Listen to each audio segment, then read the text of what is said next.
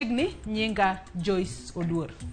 Orujo kanyana mana kapile piny ka ruto rugi mage kiny maka wuono runi e machalo nade machiegni chenro mar rupiny nyinga Sharon Ongao.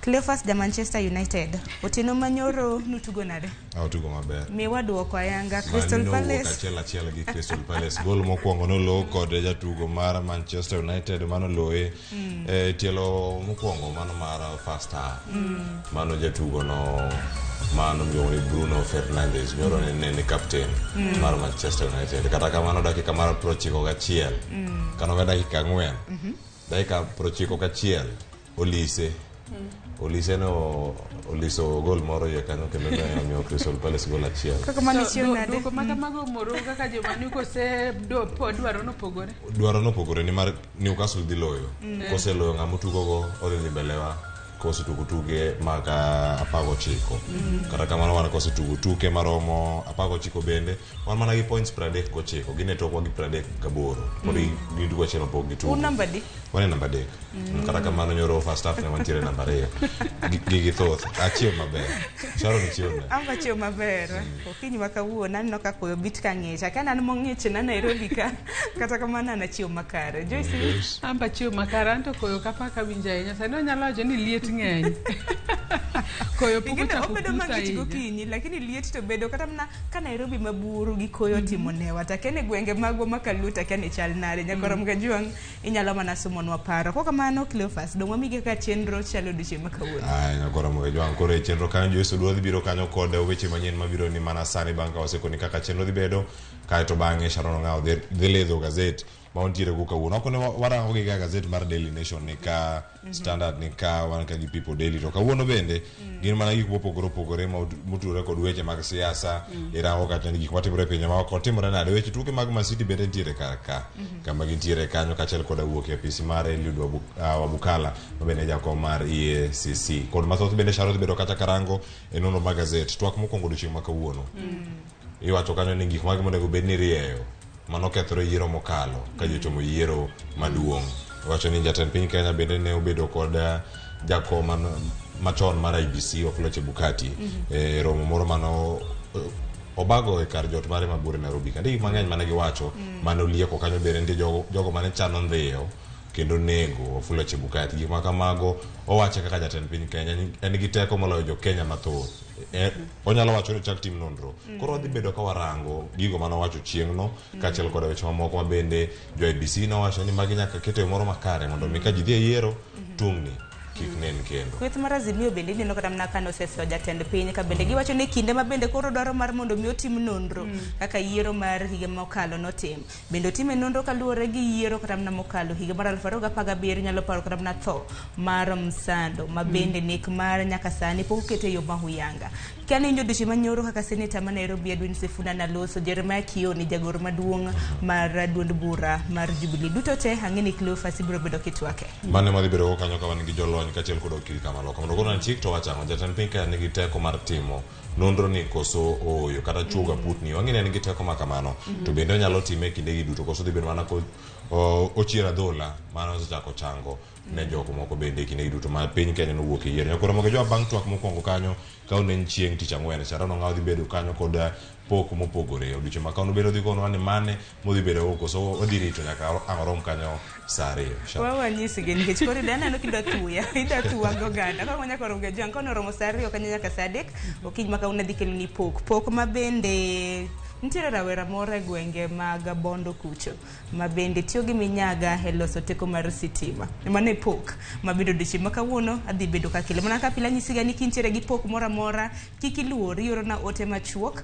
ta biro bedo ka biro kata mna ira biro bedo ka tudre kodi bang' pok opogore wadonje chenro machielo mano mar mbaka oromo chakre saa 3 nyaka saa 5 mar onyanga adhi bedo ka kelo ni chal mar fwambo ibed gi ng'ene gweng' ma intiere dichi ma kawuono gin weche mag manyien ma bende timore bang' kamano Joyce Oduor dhi bedo kadonjo gi twak e chenro mar mbako romo. Twak mabende angwa chwal ne joneno magwa e counties mopogore opogore bende otudore kod dok chien e nyodo. Kalore ni jogo manyaka sani nitiere keny oduoko piny kwan nyithindo mabende gibedo godo. Sani kalore kod nonro mabende notim kod KNBS.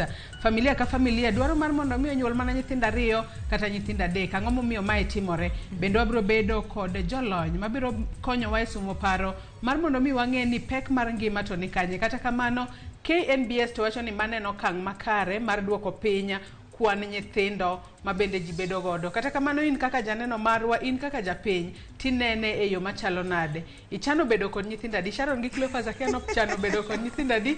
Kata kamano gin bende ponono ginyalo oronwa ote mag-gi. Wabiro somo achiel kachiel kwa dhi mbele kod chenro magwa. Ira chako koda. Achak kodi. Aya nada so mana ote mag gisibedo ka gero piny no apenji mbui me ko ontelo dichi maka uono.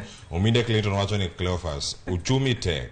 Cleophas Joyce no penji mari, no ko penji mari. Well, check the Maro minde wacho ni but kaber ng'ato nego bed gi nyithindo abiriyo katin achieng' odhiambo wacho ni maisha te matek kodwa emi waluoro bedo gi nyithindo Minzonia sandi rito nyithindo tek nikech samoro dichuo daketi iriedo nyithindo mang'eny to oboligo kanyo ichako chandrigo kendi kacha aya bas mari na di Maro nyasa bukelo nyathi ka nyathi obigi sande Sharon ibi dakawe ne we amos ko manya koro muge jwanga ka pile yoronwa ote namba magote machoka 3-6 mbui mar Facebook bende wantiere achiel kachiel yudo Ramogi TV tudri koda mbui maga iyuda at Sharon Ongao nyakora muge jam inyiso ani neno e gweng' mane tinyiso nyaka nyingi kochakore chenro masani mochako weche manyien nyaka gwadonje kidieny mar mbako romo an bende tudri koda e Facebook page mara ma Joyce Oduor Twitter handle at Joyce Oduor _ nyakora muge jam kwa koni yoro ote en adier ni malo wasomo gima naka montiere karka tudri koda Cleophas Oluoch page mara ote mara Sharon osechopo ka Cleophas nyis na Sharon ni ya Manchester United ndio timu kubwa machelo bene ni kapa wacho ni Domtila Chola elo amoso kawuok USA jogineno achiel kachiel kendo gin johera mag Manchester United wamor kendo waye glory Manchester United wan waseyie ya wasedoro aya Twitter kacha tudiko that Cleophas Oluoch machiegni nikech ma Andrew Penya we wakungwa yuda thuond weche manyien. We in Azimio have maintained that the results that were announced by Chebukati did not reflect the will of Kenyans.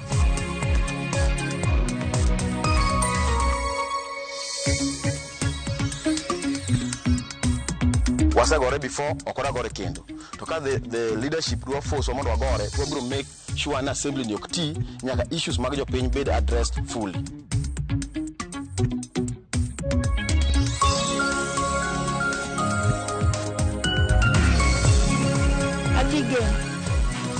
Kamatede kaudo hala kana kada chiemo kucha to ano kanya duogo Nairobi ka enani yani okudwa singore kesidonga we joga ka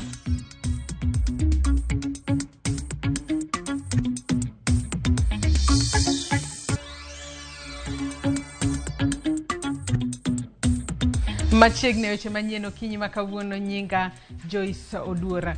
Kweth mar Azimio la Umoja orwako paro mar jatend piny William Ruto mar chugo aput moyiedhi mar nono gigo mane otimore tarik 15 dwe mar 8 higa mokalo e kinde lando duoko mag yiero mar tend piny e kar romo mar Bomas of Kenya mano higa mokalo mabiro e kinde ma jagoro maduong' mar duond bura mar Jubilee Jeremiah Kioni ma en achiel kuom jokanyo mag Azimio yango ni giseyudo nonro ni ogai mar Azimio Raila Odinga ne yudo loch e yiero maduong' mokalo. Chris Owino miyo waler.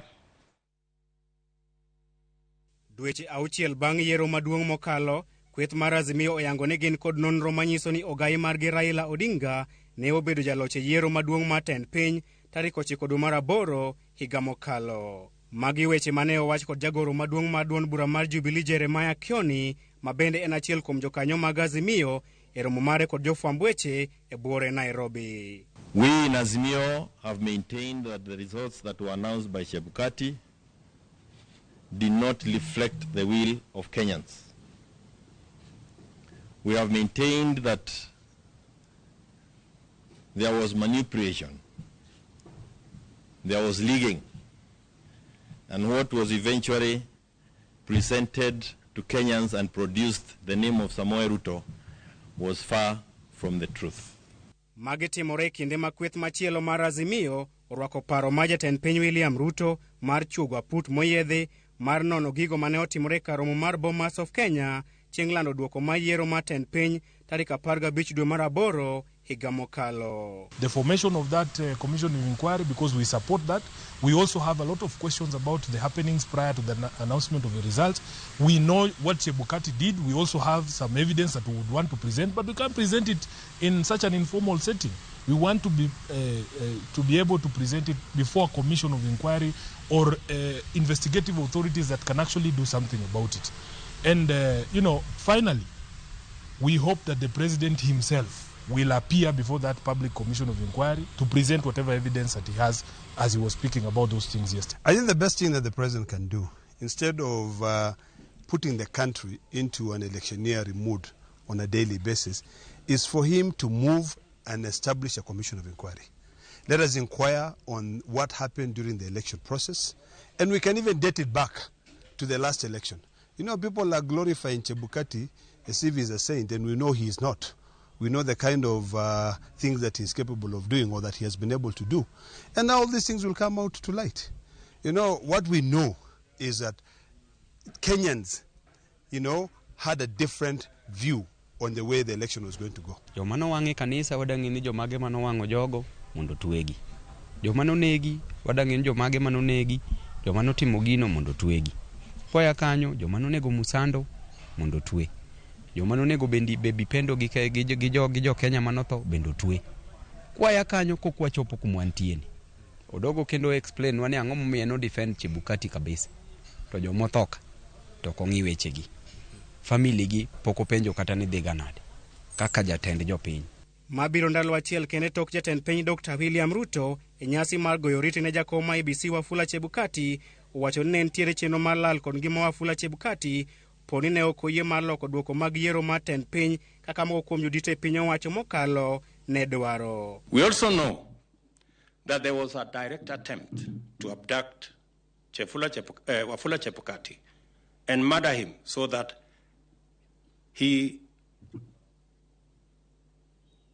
the commission would be paralyzed, or a compliant commissioner take over and subvert the people's sovereignty.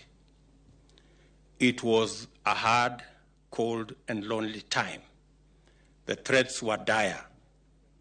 The promised rewards very lavish, and the pressure relentless. Kata kamano, weche jatend piny kod Azimio ewi yiero gi pod onge korgi kandalo ariyo gi osedhienyore ni en ba wach koni kod kocha. E kinde nyasi mar goyo ne oriti, Wafula Chebukati ne okwa jatend piny mondo chuga put moyedhi mar nono gigo mane otimore Bomas of Kenya chieng' lando duoko mag yiero mar tend piny kaka yo mar tieko wang' teko kaachiel gi kelo lokruok e weche mag yiero. Kweth mar Azimio kata kamano singo mar biro golo ler mathoth ewi kaka ne okwalo ombulu mag Raila Odinga e yiero mokalo ka Raila oseduogo e pacho kae kowuok e piny Afrika ma milambo. A comprehensive statement will be issued by our party leader and the others that you have already seen with us in Azimio. And I ask that you take time also, go through the report. We will summarize it for you. But this is a very sad moment for us as a country. Chris Owino, Ramogi TV, Nairobi. Nyako Ramogi Ajuang kotudore kod mano ema bende biro bedo twak marwa mokwongo kinyi makawuono mibiro kelnwa kanyo kod nyawadwa Cleophas Oluoch mar yango kaponono ni jatend piny William Ruto nitiere kod ratiro moramora mar chugo aputa mar timo nonro e weche molieko ni nitiere jogo mane chano teko kod nego jakoma machon mar IBC Wafula Chebukati. Kawadhi mbele eni group jower kata kwaya mane kweyo wi jo Kenya gi wende kane iriwo mbulu kendo lando duoko mar yiero Bomas of Kenya higa mokalo koro golo yuak ni nyaka sani pok ochulgi. Jo kwaya go koro wacho ni pok gi yudo ler e wi chudo no. We wawinjane yuak kata kwayo margi.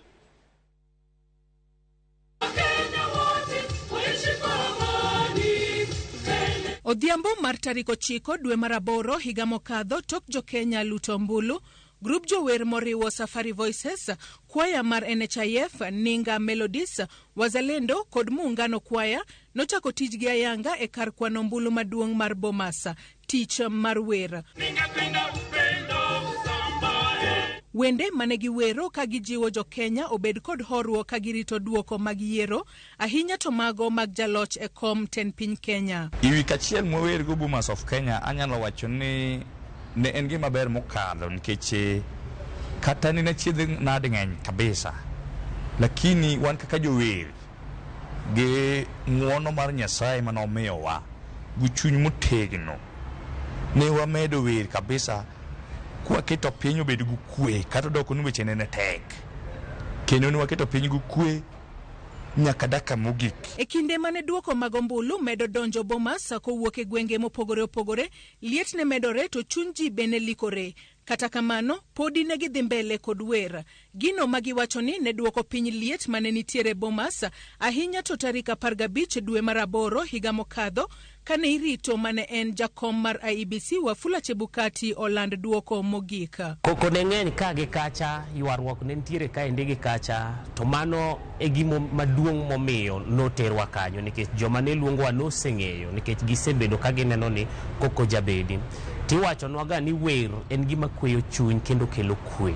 Emomiyo noluongwa kacha kaka jokwaya mondo mi wadhwa oket wer mondo mi seche ma koko nyalo bedo to wan wakelo horuok mar chuny kokalo kuom wer. To ne joma ne neno yiero no ni neno kabisa ka samora mora ma koko ne nitie kwaya ne wer kadhi malo matin tiyudo ka ne ntiere kwe moro dok piny matin. Kata obedo ni ne gimako kama duong' mar hoyo jo Kenya kod wer, noluongi kanyo e yor tich ma ok wera nono. Wane wadhi kacha kaka jower ne wa provide service iyor wer. Tiyor wer ni noluongwa kanyo mondo wati tijno. To ng'ama noluongo ng'e maber ni chudo nyako chudi. Koro ne wadhi kana wawer lakini dhi chulwa. Kata kamano, dweche 6 koro tok timo tich matek mar wer nyaka otieno, grupno mar jower pok oyudo chudo margi. Adieri mar wach ni nyaka sani pok ochulwa. Kendo kata kipenja ni nonego chulwa pesa di ok ang'eyo. But gima duong' mane wang'eyo kata kaluwore ni noluonga tich, to mano en tija. Koro nyaka to ne chulwa. To nonyiswa ni nitiere muda matoka ne wasewer manonego wakaw machalo wige 2 kama mondo mi chudo marwa obi kuom tich mane watiyo nikech wan be ne wan mana achiel kuom service providers kama ne tiyo kanyo endo. Ng'ama ne ng'iwa Chebukati koro ok office godlangete ng'amodong' kuro mabung'en ni watiyo tich maber mondo mi wan wang' kata kenna chak gi sukari watedi nyithiwa i udio. Nogogo erokamano baba ni wer Bomas to nikelnwa skari bo madho gichak. Gikwayo jogo mane omiyogi orak mar dhi wer Bomas of Kenya mondo yie ochulgi kaluwore ni kokalo e wer ema moko kuomgi yude yuto margi mapile ka pile. Ote mara kuom jok manene oluongowa mondo wawer en ni akwayogi kama magintie ni mondo ging'en tich mwatiyo ni chal kaka tich margi mabe gitiyo ka gidhi ofis chakre uk tich nyaka 5. Wan marwa waonge kwa dhi ofis wa en wer. Kora kwaya jok mawosika uchulwa e gung'wono to ka onge bende wachna onge mondo wang'e ni onge chunywa mondo aye. Kung'iyo kaka nwa sacrifice, it is high time un bende utim koro mondo un bende uchulwa, wambe chunyo kweni watiyo tich maler, utiyo koru kodwa maber kaka jok nikech waduto wan jo Kenya mondo mi ng'at ka ng'ato omor koda tije. Mwalimu Thomas Wasonga ma en coordinator mar grube jowergo mane waloso godo e yor simu to wacho ni lokruok e sirikal emokelo deko e chudo mar kwaya mane ower Bomas kendo singo mar luwo ndach wach chudo mar kwaya no juma manyien kosewuok e dich ma entiere godo pacho gi e kinde ni. Wapi makofi. Joyce Oduor, Ramogi TV, Nairobi. Mane en jakom duol makedo kod mibadhi e pachoka EACC Bishop Eliud Wabukala odhi rutaya bang' higni 6 e apisi. E kinde wuok mare, Wabukala opedho report mar kaka duol mar EACC osekedo gi mibadhi e pachoka. Report ma opedho en mar higa mar 2021-22 malero ni duolno osereso aguch Kenya kendo duoko mwandu mane oyaki e yor mibadhi. Walter Nyambaga miyowa mathoth. Bang' tieko igni auchiel apisi kaka jakom duol mar EACC, Bishop mar kanisa Anglican Dr. Eliud Wabukala wuok e apisi kendo dhi e rutaya bang' tieko thuolo mar apisi makedo kod mibadhi pachoka. Wabukala ne ogwel kod jatend piny machon Uhuru Kenyatta kendo chamo ng'uono mar apisi tarik 23 dwe mar achiel higa 2017. Kaka jadolo ne odirore apisi mar rakruok kod jomibadhi to kod lethe mag yudo mwandu e yono mayot ma ok gichwero luya.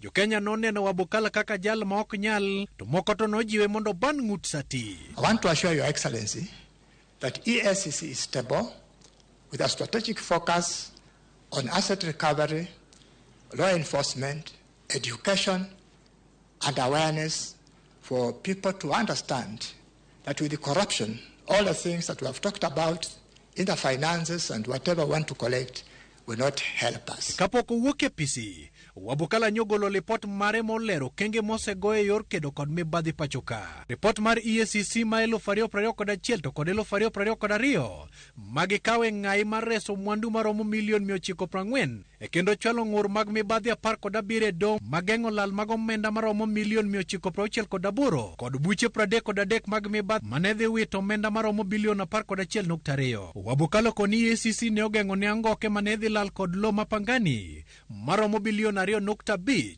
E lipodno oyango ni EACC bende ne omako mwandu mane en gavana machon ma Kiambu Ferdinand Waititu kaluchore kod mwandu maromo milion 1.9. To kod Medusa Christopher Chepkut e kaunti ma Bomet bende ne ondhi kod mwandu mag mibadhi maromo milion 1.1. E duol mar IBC bende ochwalo ng'ur maromo 24 e do magedoro ni mondo duoki kod Nicholas Owino ma en jalup jata tije migawo mar lope Benson Mutete.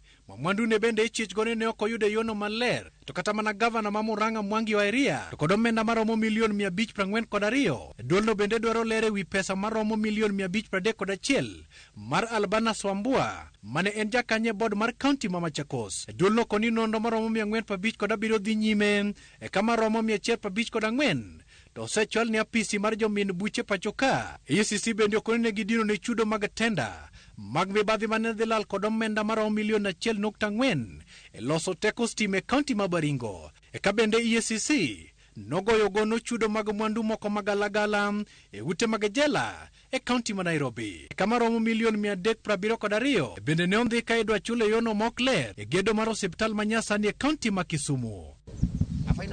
E ote mar jatatije maduong' ka EACC Twalim Barak opako tich makare mar jadolo Wabukala kuom higni 6 mosetieko apisi. E kendo tielo ni Eliud Wabukala oweyo duol motegno man kod chia makare to kendo mani achiel. Dr. Wabukala koni odhi e yweyo kao ng'ai ni otiyo tich malong'o e kendo mong'ith ka ojiwo jal mabiro kao kare mondo bed jachia kod ratiro e tije. My term ends today and at the commission I was specifically placed there to bring stability. There was a lot of turnover at that commission, and in one effort to do that, we helped to stagger the entry of these commissioners in stages. Walter Nyambaga, Ramogi TV. Moko kuom jod bura mag kaunti ma Kisumu owuok tung' mosuo kod tend od burano magikwayo kata giywak ni oketo gitenge kendo pok ochulo gi omenda mag gi mabalang' kanyakla kod dwaro mamoko kaka okumba mar thieth kod hola mag nyiewo nyamburko. Millicent Adhiambo miyo waler mathoth. E alwora mar od bura, moko kuom MCAs donjo ka gin kod ichwang' e wi mano magiwacho ni tend od bura oketo gi e mudho. Okwabiyie mondo issues mag Kisumu County odhi marach. Okodwa kelo lweny mana ka members waito osewacho e assembly ka. Wasegore before, okoda gore kendo. To ka the leadership dwa force mondo wagore, to wabiro make sure na assembly ni okti nyaka issues mag jopiny bed addressed fully. Leadership kotel negi oraro oluong kamkunji communication margi is poor. We need communication. Kiko luorwa to wach mang'wech moringo oko go ok bikonyo. Let us come together, we work together. This assembly okwadware lweny. wan ka mar tiyo ne jopiny. MCS go mane owuok tung' mosuo gi tend od bura ma Kisumu motelie kod spika Elisha Oraro ka giwacho ni gisedeko kapok giyudo omenda gi mabalang' ka jotendgi to bago kendo yuoro e rombe oko mar Kenya. Ok ti kodwa bere Kisumu County Assembly nikech nyaka ne wadhi Mombasa mane chulwa allowances. Up to now MCS te ywak ni pod ok ochulgi allowances mawuoth magidhiye. Wan tiga na nyithindo mwasebedo kwa konyo nitie kata weche mag basari monego bedo addressed at the ward level. Speaker dak mane ndege wakia nitie county assembly moro Namibia kata Malaysia modhi benchmark go mondo kelwa new ideas. Ni wasegombo mondo winyo odhi kata Makueni ka odhi kata Nairobi odhi kata county mantie Kenya kama onyalo benchmark go. To wambe kata wan members jopiny penjo go monya tere onge nyako bi mana kama otieka. Kwa biro ka offices to lor omiyo mano boko biye mondo metimore ni samudhi kunego pes jo Kenya gi pes jo Kisumu County ema lal. Bende gimedo ni sani hao dweche 6 kapok otim chudo mag apise mag wards kendo kata mana chudo mar okumba mar thieth bende oduono negi. Nwadonjo offices gi dwe mar 9 nyaka kawuono landlord oloro dhot mar office. How can I operate without an office? Ward manager na wuotho mane street give briefcase emo savage ka jipogo basari. Medical insurance rado gi klako tamore chulo kwadwa thiedhore sari to wadhi mana district Girasia. Members osebedo ka hang maji chandore ma members kata sani endi one of us is sick is in the hospital at Avenue to onge medical cover mar a honorable member. Medical cover nyo bedo withdrawn gi suspend gi chacha mondo mi nyaka chul pesa. MCS go koro dwaro ni tend od burano obed kod gi piny mondo gilos yo mar tiyo kanyakla e riembo od bura matin no kaka owinjore ma onge koko. Wakwayo mondo Speaker Oraro obiyo bede piny gi members ge onyiswa kuma pesa dhiye. Ka MCS dhiye wuoth tidhi olo pesa tibiro ichuli bang' dweche 2 dweche 3. MCS olokore jokwecho e Kisumu County. We are in a democratic world where oyiene ng'ato mondo tim gimoro maber at the right time. But ka koro Oraro timo gimotimo ni koro dhi extreme. So nyaka obed oko mobuo gi members mondo kony members ni members gi bende nigi joma pidho. Members gi bende nigi joma girito. Members gi bende nigi joma gikonyo. Members gi they need some other services mana kaka leadership matire katimo. Omiyo wakwa the leadership. Now we are warning them kendo wanyiso ni kok gichulo pesa this week gi next week ma offices ochul to assembly ni ok bi yaw nyaka gi make sure gi clear gi the landlords gi jo biashara manie kor gweng ma wambe gin gon wakura ok wanyal mondo gichandre giseng'ato segero ode wakaode watie to ok chule sani kod dweche 6. Kweth mar tend od burano kotelnegi kod spika Elisha Oraro manyaka sani nitiere oko mar Kenya to kani otudore kod Ramogi TV e yoro ng'we yamo olero ni obiro twak e wi wachno odiochieng' magibiro giduogo pacho ka gitieko tiegruok. Millicent Adhiambo, Ramogi TV, Kisumu County. Doho ma Migori opuodho yiero mar Peter Mijungu kaka MCA ma West ma Kanyamkago Ward. Bernard Omondi mane ochung' kod duond bura mar ODM yende okwedo yiero mar Mijungu ka gikone doho owito oko ng'ur makamano. Jafambo marwa ma Migori George Juma miyo waler mar wachno. Duol ma ochung' ne yiero IBC ne olando Peter Mijungu mane ochung' maonge kod duond bura moro kaka jaloch e komno ma wuodo mar West Kanyamkago maidore e subkonto ma Uriri kane oyombo jochung' mamoko maloyo 3 mane laro komni e yiero maduong' ma tarik 9 madi mar 8 mar higa ma okalo. Jachung' mar ODM e komni mar wuodo mar West Kanyamkago Bernard Omondi ne ok oyie kod duoko mar yiero ni kendo ne ochwalo ywak mare e doho ma Migori. Ywak ne ni kata kamano ne owit oko kod doho ma Migori nikech onge maneno ma oromo. Conclusion, I find that the allegations that the election was not conducted in accordance with the Constitution and the election laws have not been proved. The irregularities and errors established were not of the kind that would impeach the election of the first respondent.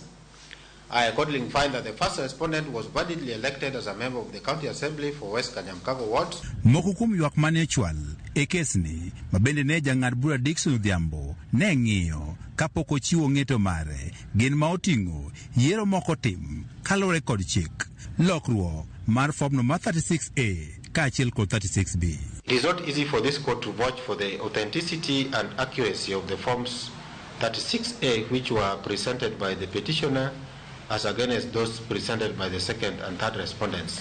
He asserts that the third respondent denied him and his lawfully appointed agents access to documents and statutory forms.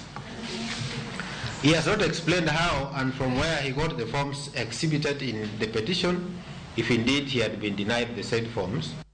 Bende ne ochwalo ywakne ni agents mage ne osandi kendo ne obwogi chieng' mane timo yiero. Gino bende doho ne oyudo ni onge neno moromo. Regulation 79(6) of the Elections General Regulation 2017 provides that the refusal or failure of a candidate or an agent to sign a declaration form under sub-regulation 4 or to record the reasons for their refusal to sign as required under the regulations shall not by itself invalidate the results announced under sub-regulation 2A.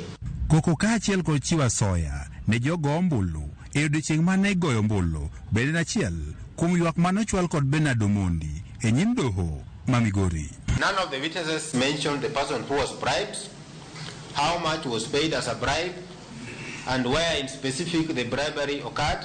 As regards violence, the petitioner's evidence and that of his witnesses PW4, PW5, PW7, PW11, PW12 and 13 were riddled with the generalities. Bende doni oyango ne jal manochwalo burani ok ne ochiwo neno moromo manyiso ni masinde wanitiyo godo e goyo ombulu kata Kemskit ne obedo kod ng'ikruok e kinde yiero. The petitioner made general allegations that the Kemskit failed at Kanduru, Gogo, Gotkorwa, Misita, Nyamange, Ondati, Ongoro and Zogo polling stations. The witnesses for the respondents and in particular the presiding officers all denied the allegations of failure of Kemskit. There was not a single witness for the petitioner who testified that he or she was disenfranchised due to the technology failure. The issue of Kemskit being a data-specific issue, cogent and credible evidence showing specifics including the exact time of failure, the duration of such failure, and the number of voters who were affected was required to satisfy proof beyond a reasonable doubt. Peter Mijungu ma obedo jaloch e kesni ne onyiso mor mare ka wacho ni kod entiko thuolo makare mar tiyo ne oganda e West Kanyamkago. Wacho ni weche mag kotgi samoro gi tungo chunyi jatelo mondo mi obed thuolo mondo chak tiyo ne jopiny. Kora na kwayo ni chakre kawuono ne jo West Kanyamkago nikech Nyasaye osemiyowa thuolo kendo wabed piny mondo koro watim nade wapangi kaka nyo umia thuolo ni mondo chaka tinu e level machielo. Dose golo duoko mabende koro wito oko kesni manochwal kod Bernard Omondi kabende gima koro dong en neno ni kodhi ka okang' mane. George Juma, Ramogi TV, Migori.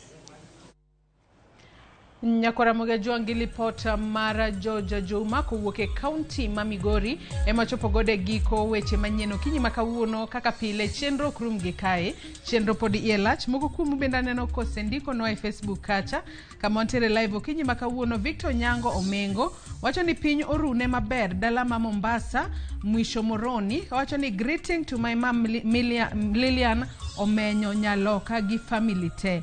Seto dara bende wacho noneno kowuok Nyarombo mano awendo. Prince Charles Wood Juma wacho ni piny oruna maber ka ne boma ma Nairobi. Ageno ni mama na Francisca Atieno pin namba na Irina Chieng ka ginu Genya Masiro Inungo nerana Protas Omolo ka en luthe gi chiew makbera woro pin namba kanyo kata kamano Nyakora Ramogi Juang med mana chwalo nwa ote mari ote mabende pod wabro medo somo ka wadhi mbele kod chenro mago ka mana yueyo madundo tok yueyo marwa nyawadwa Sharon Ong'ao biro donjo kod nonro mar gazet kikidhi mabor.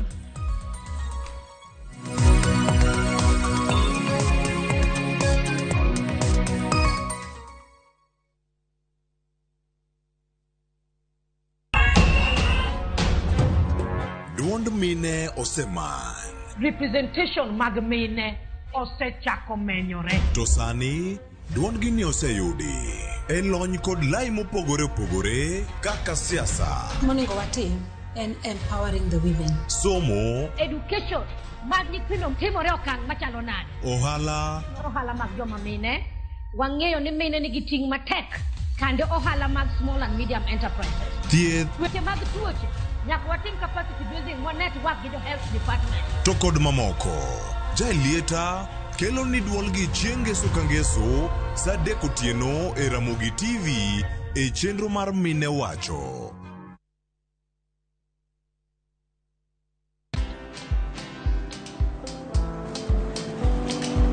Chal nade? Chal ka gimi kaka ng'iyo sim gi pacha te? Kiki ahinya. En mana ni asebedo e story ahinya. Mana kaka rally manyochacha ne chal ka gima ne an kanyo kane otimo. Kendo kane iyawo chiro manyien ne chal ka gima ne an kanyo. Sama ne imiyo welo mapacho ka nengo mogonyore nam chumbi ne antie. In bende inyalo bedo e story kamora mora. Download mana Citizen Digital. Bed iyo ng'ala manyime gi weche manyien ka gi tuch kod gik mamoko ka gi timore kendo opogore pachoka kod pinje ma oko. Download Citizen Digital. Citizen Digital.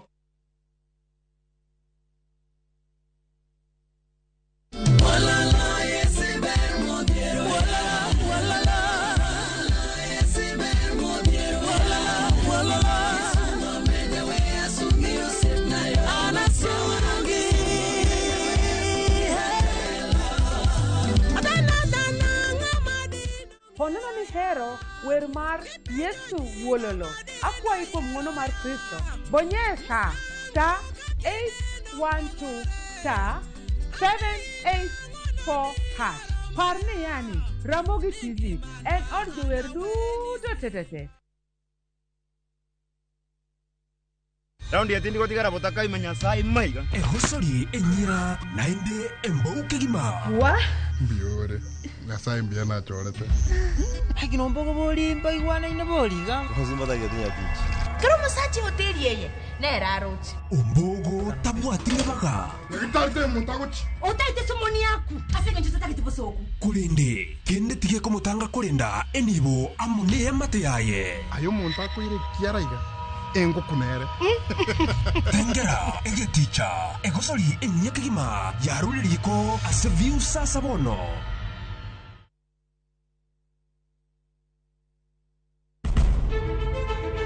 Penj laktar ok en ka chenro moro amora. Wach mar P2 emergency pin e monyo gino kapere mene giketho system. Wakelo ni achiel kachiel lakteche man gi lony mar arieya e weche ngima dhano. Koro ka goyo picha to dhi nyisa kind lekene. To gipuonji achiel kachiel e weche ngima.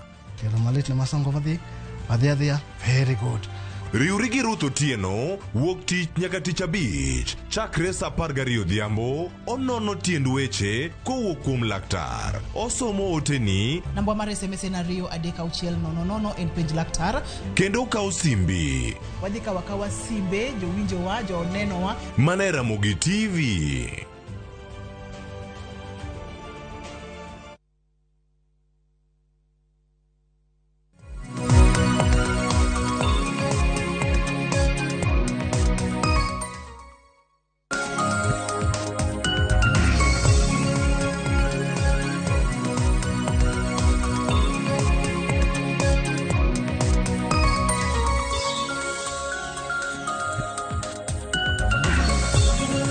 Mana kamanya kwa Ramogi kamora mora mintiere arwaki e nonro mar gazeta. Aneno kanyo kosekadho dakika 40 tok sa 12 mar okinyi makawuono. Okinyi makawuono antiere gi jafombo wadwa mano mar Nyakalondo mar Ramogi Solomon Atito Kafaya. Ichionad. Achio maber.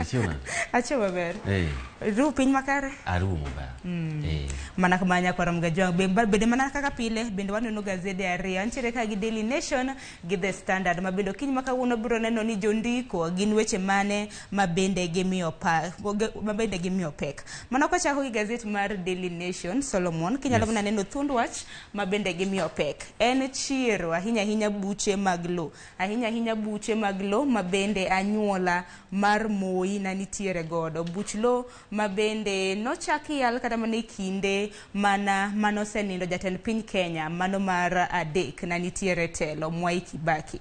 Wacho ni puodho makamano negi chako kata na yuaruok chakre higa mar 2014 gi anyuola mano mar Chelugui. Ka bende koro familia kata mana anyuola mar Moi nodonjone familia mar Chelugui kaluwore gi puodho makamano manyaka gisani wegegi ntiere e bwo Rai family. Ma endi aparo ni achiel kuom gigo kuma nyiso ni kata obedo ni samoro ng'ato nyalo bedo koda teko kata oteku seche ma entiere telo to nitiere gik moko kata ka itimo kata ka dipo ni jo anyuola ni nyalo timo nikech koro gineno ni gintiere koda teko to chieng' moro ne duog chien ma duog ka gino endo ma samoro dhano dwa ng'eyo adieri. Inyalo paro kata tok ka jatend piny Kenya mane osedhi yweyo kendo Nyasaye ne oseomo Mwai Kibaki kane odonjo e telo ni higa mar 2002 nitiere moko kuom kata mana lope moko mane ineno ni chal ka gima jatend piny mane okawo ire Daniel Arap Moi chal ni ne ong'wano kuom jopiny. Nyaka ing'iyo kata mana Kibera kae ma bende ne ji dwaro ni mondo mi wuogie kata gole nyaka moko kuom joduro kata kamano migosi Raila Odinga gini ema ne okwero ni mondo mi oweyo ywe gi kwe nikech osewuok kaka jatend piny Kenya. Tingene kinde ka kinde weche mag lope yware nikech higa mar 2019 kineno kanyo Justice Anthony Ombwayo bende koro nochiwo chik mano ne anyuola mar Moi kanyakla gi mano mar Rai mar mondo mi ochul anyuola mar Chelugui omenda maromo siling bilion 1. Kata kamano Moi ne odhi e doho mano mar apil, doho mar oro kwayo maka kamano kes makamano nochungi kata kamano ne otho kata mana nong'ielo rengo ka bura makamano ne pod dhi nyime. Wach makamano no komi peke It Gazette mano mar 7 mar Daily Nation mana kwa nyalo neno It Gazette mar 7 mar Daily Nation kaluwore gi ywaruok mar lo makamano manyaka gisani bende buche nenore ni ibro bed ka iyalo mana kwa nyalo ng'iyo ka bende bura makamano na ochakore manyaka sani nitiere bende e doho ka bende wacho ni mana kwa nyalo ng'iyo It Gazette mar 7 mana malo kanyo ntiere kanyo decision of the High Court and the Court of Appeal. Wacho ni doho maduong' mamalo kanyakla kod mano mar appeal ne oyudo ni anyuola mar Moi ne onyiewo eka maromo 50 kod 3 kowuok e anyuola mar Chelugui e higa mar 1980 kod 3. Bende iyudo kanyo ka anyuola mar Chelugui ni ndikoro jowuok oko ka wacho ni giyie mar kata mana pedho moko kuom neno manyiso kaka ne ong'wan lope koda familia mar Moi niendi e gwenge mag Eldoret.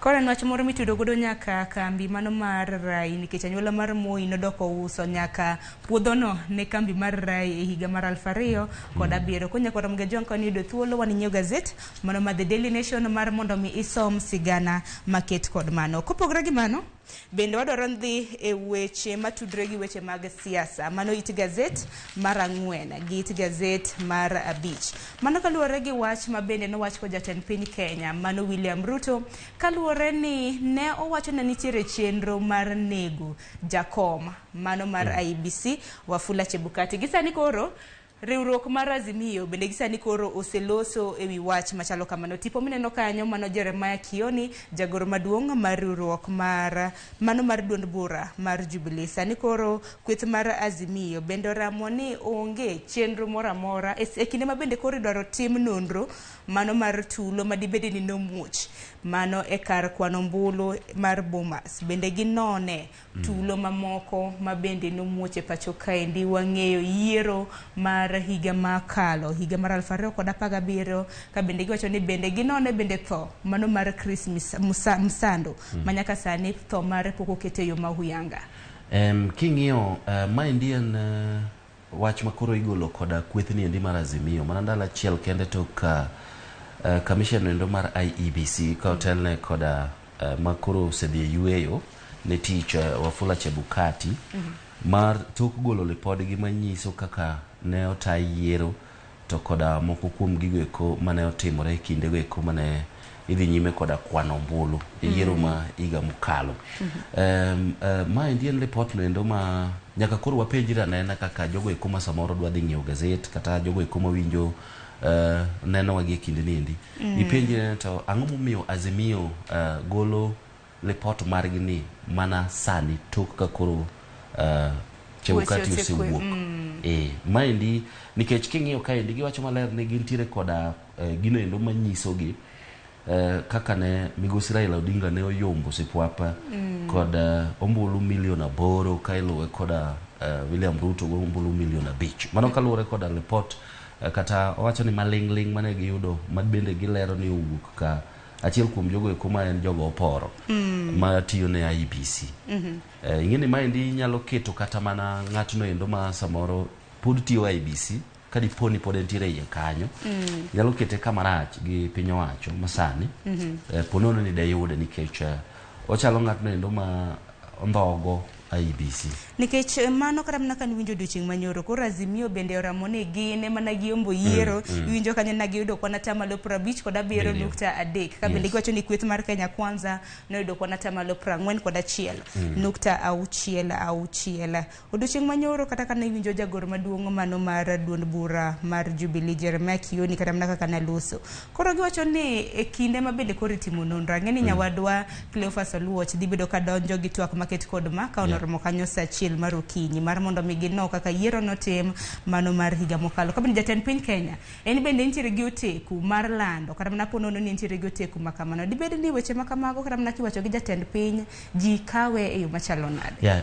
Inya kiwinjo ka wacho ni ing'eni seche ma wacho to chal ka gima entiere koda teko mogik manyiso ni entiere koda adieri mogik e wach mowacho endo ni nitiere chenro moko mag temo ng'wano gorando kata lal gi jakom mar IBC Wafula Chebukati e kindego eko kendo mondo mi odhi kata nege kane pok oland yiero duoko mag yiero go eko magi eki gin gigo eko ma koro niendi nomiyo kata mana Azimio bende onyiso jatend piny Kenya ni kopogore koda ng'iyo moko kuom gik mane otimore marach e yiero mane okalo ni ng'iye uru bende yiero mamoko kochakore higa mar 2007 ni gin ang'o gini ma samoro ne itimo maricho makelo nyaka nek mag joma moko ma bende ibro yudo kata yiero ma higa mar 2017 bende ne okelo nek mar Musando manyaka sani pok ong'e ni to ang'o ma dine kel kata mana thoye mamoko wantiere gi baby pendo ni winjo kanyo ka jaod bura member kasi East Babu Owino bende nowacho ni kinde ma bende gitimo nonro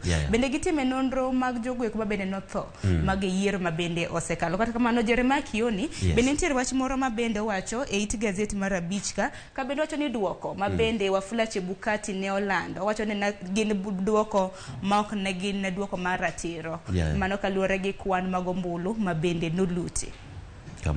Mana kamanya kwa Ramogi kopogore gi mano bende adwaro ni wadhi wach machielo ka ni do thuolo bende wan nyiew gazet mano mar Daily Nation mar mondo mi isom weche makamago par ni nyawadwa Cleophas Oluoch bende biro bedo ka donjo gi twak makamane nitiere gi okinde ma bende biro bedo kramna ka wacho ni kaluwore gi chik bende oyiene kramna jatend piny mar biro oko mar lando weche maket kod mago. Kwa dhi nyime it gazet mar 6 bende odiochieng' ma kawuono nitiere romo mar senators ma pachoka gintiere gi pogruok mopogore ahinya kaluwore gi paro mar yiero commissioners mag IBC. Nyaka sani Solomon ing'eni IBC onge kod commissioners wang'eni adek nosegwetao kanyo adek manolanga Chebukati langa Cherera bende nene adek bende nogwetao.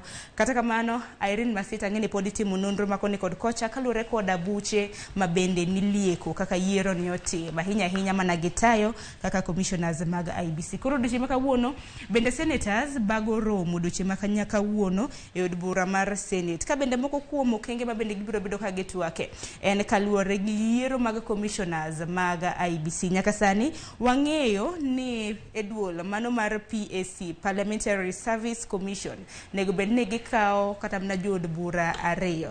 Koro kaluwore gi senator ma county ma Nairobi Edwin Sifuna en wacho ni ere kaka PAC mano duol mar PAC imiyo 2 slots mano jokanyo 2 ma bende biro bedo kacha ka yiero kata mna ng'iyo aput kaka yiero mano commissioners mag IBC. Ere kaka parliament kata mna od bura golo ji 2 to bende duol mano mochung' ne weche mag kanisa mano interreligious council bende nomi 2 slots mano positions 2. Aparo ni maendi en achiel kuom gino endo ma king'iyo kata mana bende achiel kuom commissioners ma nyo wuok koda Chebukati nyo wacho ni e kinde ma udhi timo yiero kata puodho jogo eko mabedo commissioners mag IEBC kik ung'iye ka gino endo ma utemo chiwo ka mich moyono michiwo ne jogo eko ma samoro nyalo bedo ni siro e weche eko mag siasa ni mar nyalo chopo chieng' makoro bedo matek mar kawo okang' kaka commissioner mar IEBC to aparo ni mae ndie seche makoro nego bed ni senators ma pacho ka tiyo koda rieko mathoth ahinya mar neno ni jok ma oketi apisi no endo ok gin jogo eko ma inyalo wil pachgi kod jasiasa moro amora nikech magi gin gigo eko ma ji osebedo ka ywake ni mar jogi kikuse keto to ng'eni tok higni 5 kore ka ibro yudo ni orak margi rumo kuom mano nyaka koro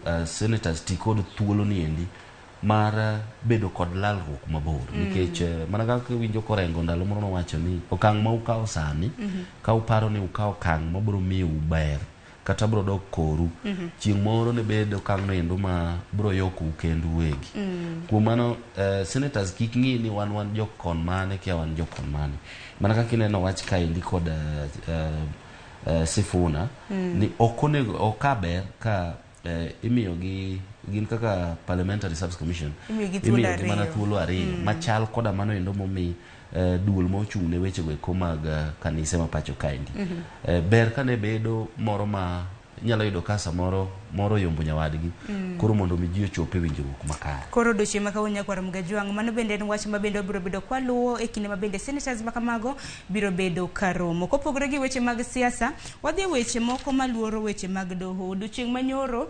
achije ma bende ni seyo ni ne olodho wang' Junior Sagini mano nyathi ma bende nolodho wang' e kaunti ma Kisii bedo odiochieng' manyoro nochop e nyim doho tipo bende neno ka bende ni kogi e doho kata kamano e doho ka bende nochop gi odiochieng' manyoro na nitiere pogruok mar paro e kinde ma bende achije go nochop kanyo nochop e nyim doho ka bende koro ne giseyore gin giwegi kanyo kana gichopo e nyim jaod bura mano mar doho maduong' ma Kisii koro na gichako sere mano Pacifica Nyakerario ma bende en waya mar Sagini koro bende wacho ni dibed ni Alex Ochogo ma bende en cousin mano mar Sagini ma bende nolodho wang'e koro kila ng'ato nacho ni anno katimo koro gichak siemore in mane timo in ma bende koro iwuogi mano bang' jang'ad bura penjogi kaka bedo e doho nikech ng'eni osebed kata mana komakgi gisebedo mane e sela kuom thuolo kapod itimo nonro makoni kod kocha koro okang' makamano mane okang' ma bende nadhi nyime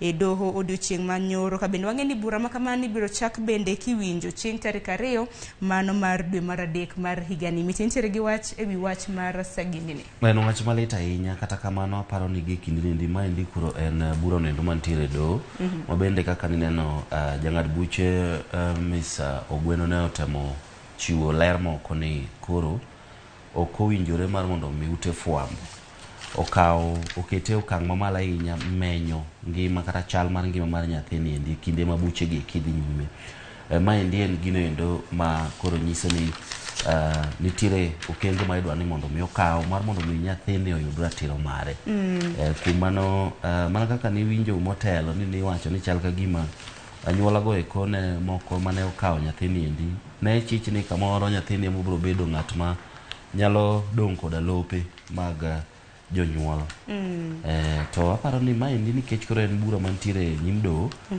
waweya kamano endo mar mondo mi ratiro ne nyathini mana kamano nikech aneno ka saa bende dhi mapiyo piyo adwaro mar mondo mi watiek giti gazeti mar 12 mano mar Daily Nation kapok wadhi gazeti machielo wachore ni nitiere familia 4 mano mar Kenyatta ineno mar Jaswinda mano nitiere Mirali nitiere Bimji kanyo wacho ni familia 4 gi nitiere gi iwacho ni mwandu ma gintiere godo iwacho ni they are 4 times richer mwandu ma kigoyo mwandu ma gintiere godo gin mwandu maloyo kata mana dhano kata mana oganda milion 22 ma bende wantiere godo e pacho kaendi mano en kaluwore gi nonro ma bende notim kod kambi mong'ere kaka Oxfam Farm ka bende iwacho ni familia 4 gi mano mar Kenyatta waneno kanyo mar Jaswinda nitiere Neushad gi Bimji Shah wachore ni kiriwo mwandu ma bende gintiere godo romo siling bilion 330 koda 3 kama bende koro wacho ni magi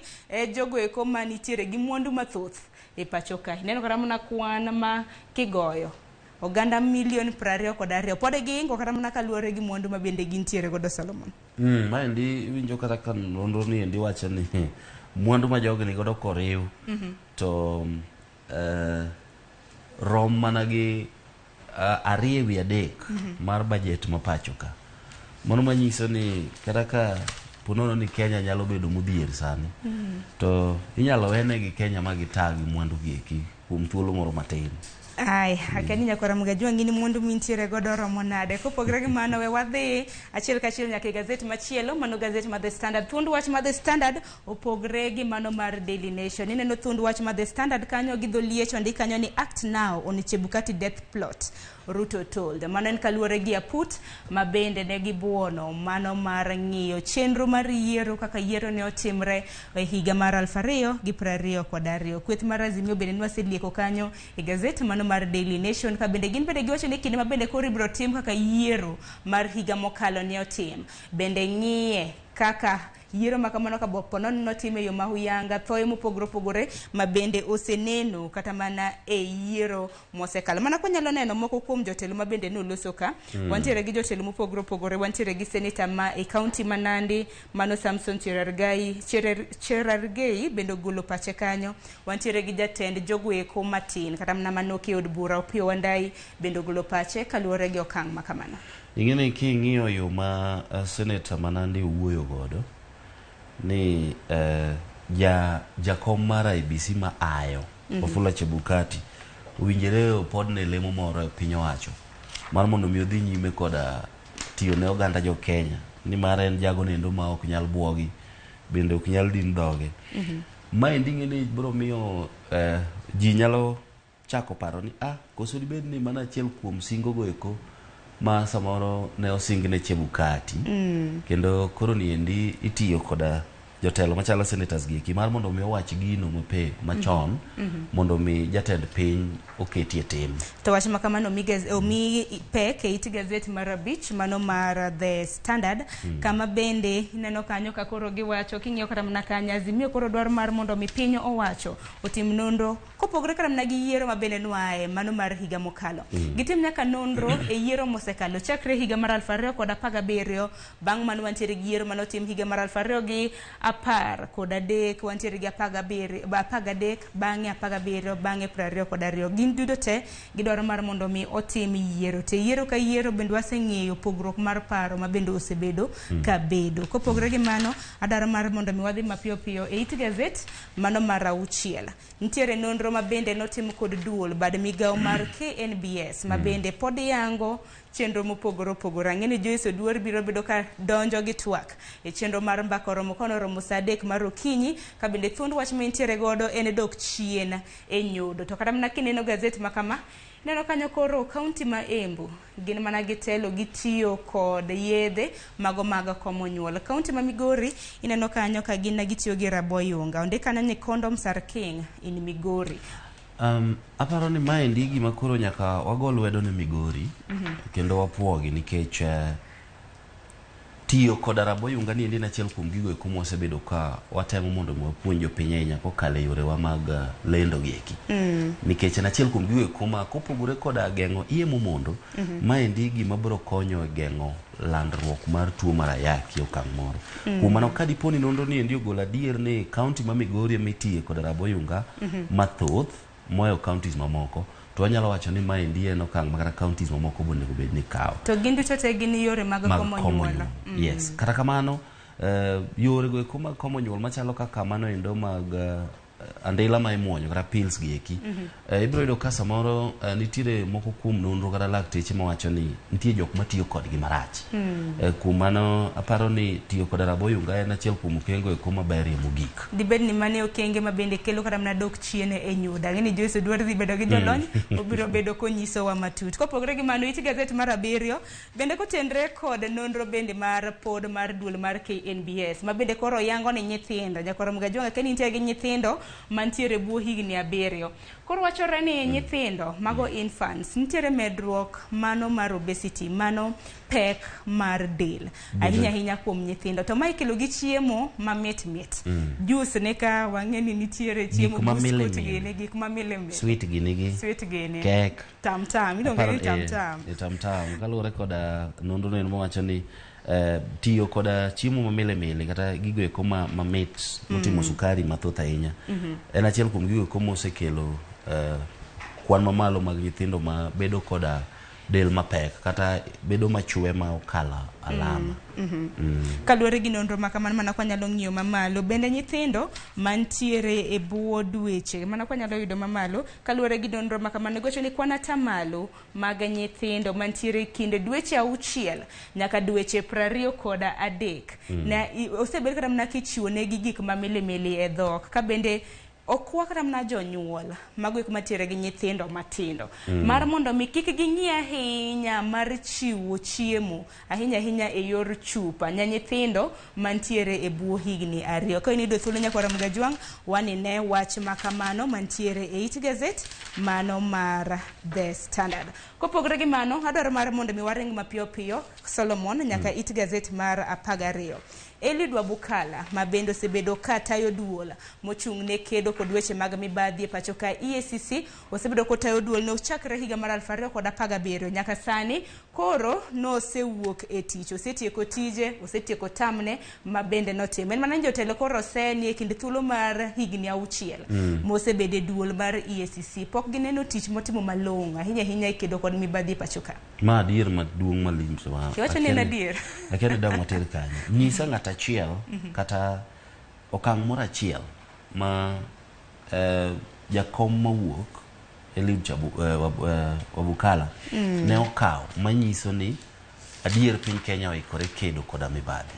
Ibiro yudo ka onge nikech kwan atamalo mathoth ahinya mag moko kuom buche kata jogo eko mane ichwalo ne e kinde tend Uhuru Kenyatta, iyudo ka ne chopo samoro miwinjo mana ni ng'ane owe kata odoko ni apisi mag DPP koda DCI ne kelo neno moromo mar mondo mi gigi eki odhigoro nyime ji otiekre gi weche mag mibadhi. E kinde ma bende jotelo Solomon bende aneno kata mana ka jata chenro maduong' mar duol mano mar EACC Twalib Mbarak kendo koro puoye kaka tich makare ma bende nosebedo kotimo. Nyaka sani koro e kinde ma bende koro onge jakom e duol mochung' ne kedo kod weche mag mibadhi EACC, nitiere nyadende mong'ere kaka Monica Muir maen vice chair mano jalup jakom ema bende koro biro bedo jakom e yo makojolo. Ka bende wang'eni nitiere commissioners mamoko ma bende pod odong' kanyo kaka Alfred Mshimba, wantiere gi Dr. Cecilia Mutuku kanyakla gi John Ogalo. Sama yo wawang'o dong' wati Gazette gi wach mogik ang'eni ok wanyal tieko ka ok watieko gi weche mag tuke mane It Gazette mar 48. Tino makawuono Manchester City biro bedo karakre gi tim mar Tottenham Hotspur. Keni ni siro tim mane kafaya? An mara nyot gocho nyoro. Mano Manchester koso Crystal Palace. Okay, na Manchester and Manchester United. Oh, Manchester United. Again, interior Manchester zimang'eny, interior Manchester City, dongi Manchester United ke. Yes. Okay. Koro aparo ni nyoro ne okobedo nwa maber ahinya kaka nwa paro. Kaluwore gi modhi gol achiel mano yudo. No wadware kamano. Nwa dware ni mondo mi wachiew ka wantiere namba 2. Kar kamano duto ne ruoth. Koro nyaka Ramogi Jwang' kinja hera mar Manchester City kata Tottenham Hotspur ineno kanyo ka onoromo saa 5 mar otieno makawuono gibiro bedo kagirakore. Kwa kamano Solomon wachni mogik saa ma wawang'wa kwa tieko Gazette. Erokamano ahinya, aparo ni gie kinde ni endi koro ng'ata nyalo dhi mondo mi onyiew Gazette mare kata idhi kama ugoyo iluongo no poro base mar mondo mi kata ka igomba kata mwasenono ni matin gi eki bet ka imbe inyalo wacha achiel ari adek ne joweteni kamora. Kata kamano wadhi nyime koda neno Ramogi TV. Erokamano ahinya Solomon. Idoke nyaka Londo donge? Yes. Nyaka sadi? 4. Mana kwa nyaka Ramogi Jwang' mwana Solomon Katito Mana tieko kanyo, mano Solomon Atito mabende nwaneno godo gazet nyaka sani wachopo e giko mar nonro mar gazet. Kata kamano Solomon kano wuok ka wano dhi nyaka londo mar Ramogi Radio mana kaka wacho ka bende biro bedo kobedo kanyo nyaka saa 4 mar okinyi. Koka mano wan waselidho ni gazet momore kinde Standard gi Daily Nation idhi e chiro to idhi nyiewo. Ero kamano inyako bedo kodwa nyaka sani aneno kanyo koseromo saa 1 gi dakika 5 mar okinyi. Nyawadwa Cleophas Oluoch ikoreyo makoni kod kocha mar donjo e twak e chenro mar piny. Welo bende aneno kosechopo e studio. Akawiyo matin kik dhi mabor.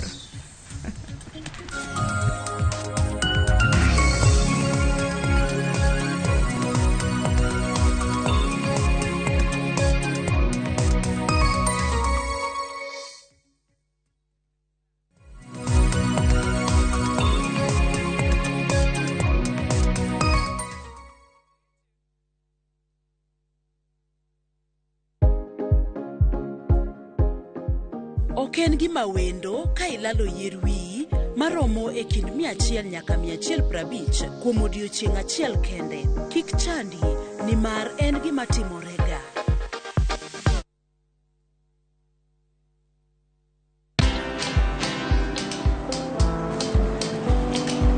Chal nade?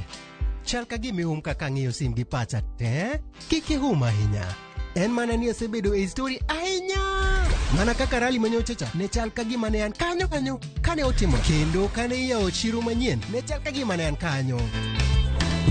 Sama ne imiyo welo mapacho ka nengo mogonyore nam chumbi ne antie. In bende inyalo bedo e histori kamoro amora. Download mana Citizen Digital. Bed iyo ng'ala manyime gi weche manyien ka gituch kod gik mamoko ka gitimore kuonde opogore pacho ka kod pinje ma oko. Download Citizen Digital. Citizen Digital.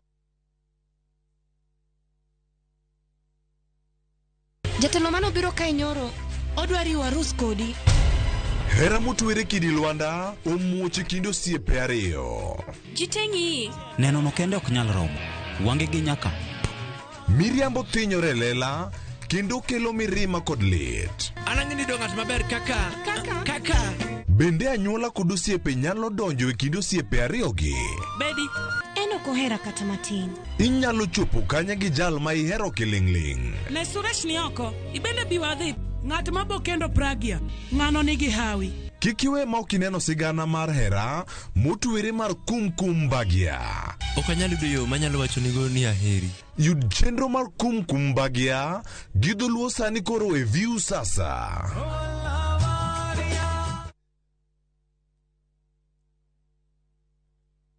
Oganda duto nigi pok mopogore opogore. Kata kamano, ang'o maketo pok mari mondo bed mopogore gi jowetegi? To ka gibiro at the ground gi appreciate ka gineno kaka watimo gigi gi lwetwa. Dibed ni pok mari kelo ni yuto kata loko ngima mag jogo mantiere alwora mari. Ken gi passion to obro bedo profitable with time. Chenro mar pok opogore rango jogo mantiere gi lony gi talanta mopogore opogore. Kik idek ne chenro makama chieng' tich ang'wen juma ka juma kod Sharon Ong'ao mana e Ramogi TV.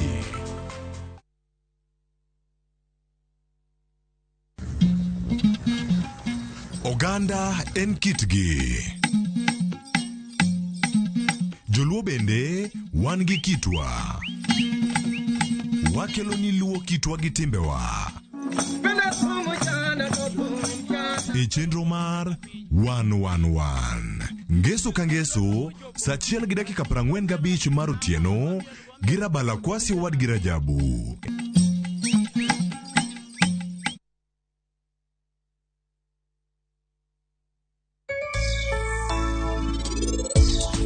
Gimoro amora ne en mar Miriambo to arus no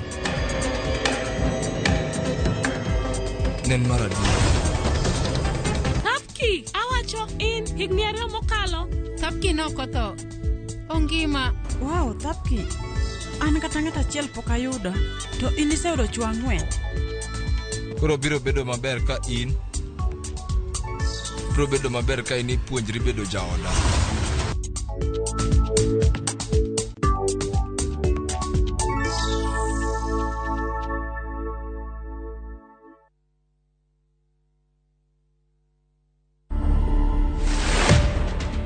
Wanda Chibalonza Muliri is a 16-year-old girl, and she's the daughter to the late Angela Chibalonza. I stayed with my dad since I was young. When I was young, he told me that he used to breastfeed me. Sometimes I used to cry for my mom. You two seem to have a very beautiful relationship. Since I was young, I've been knowing that he's my mom and he's also my dad. I do pray. And one thing I came to learn, life must move on. Ninataka Ebeneza ijengwe juu yako. To watch this story and more, download the Citizen Digital app. Scroll left on the menu bar to the exclusive videos portal. Once here, scroll the videos and find this and many more exciting stories lined up for you. Click on the video to play and enjoy. Kenya's #1 app, Citizen Digital.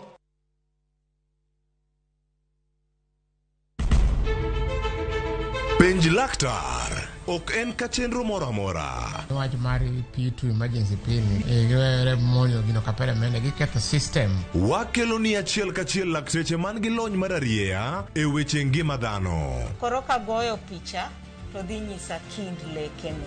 To gipuonji achiel kachiel e weche ngima. Kero malit ne masongo adhia. Very good. Riuri gi Ruth Otieno wuok tich nyaka tich abich chakre sa 12 odhiambo. Onono tiend weche kowuok kuom laktar. Osomo oteni. Namba mar SMS en 23600 en penj laktar.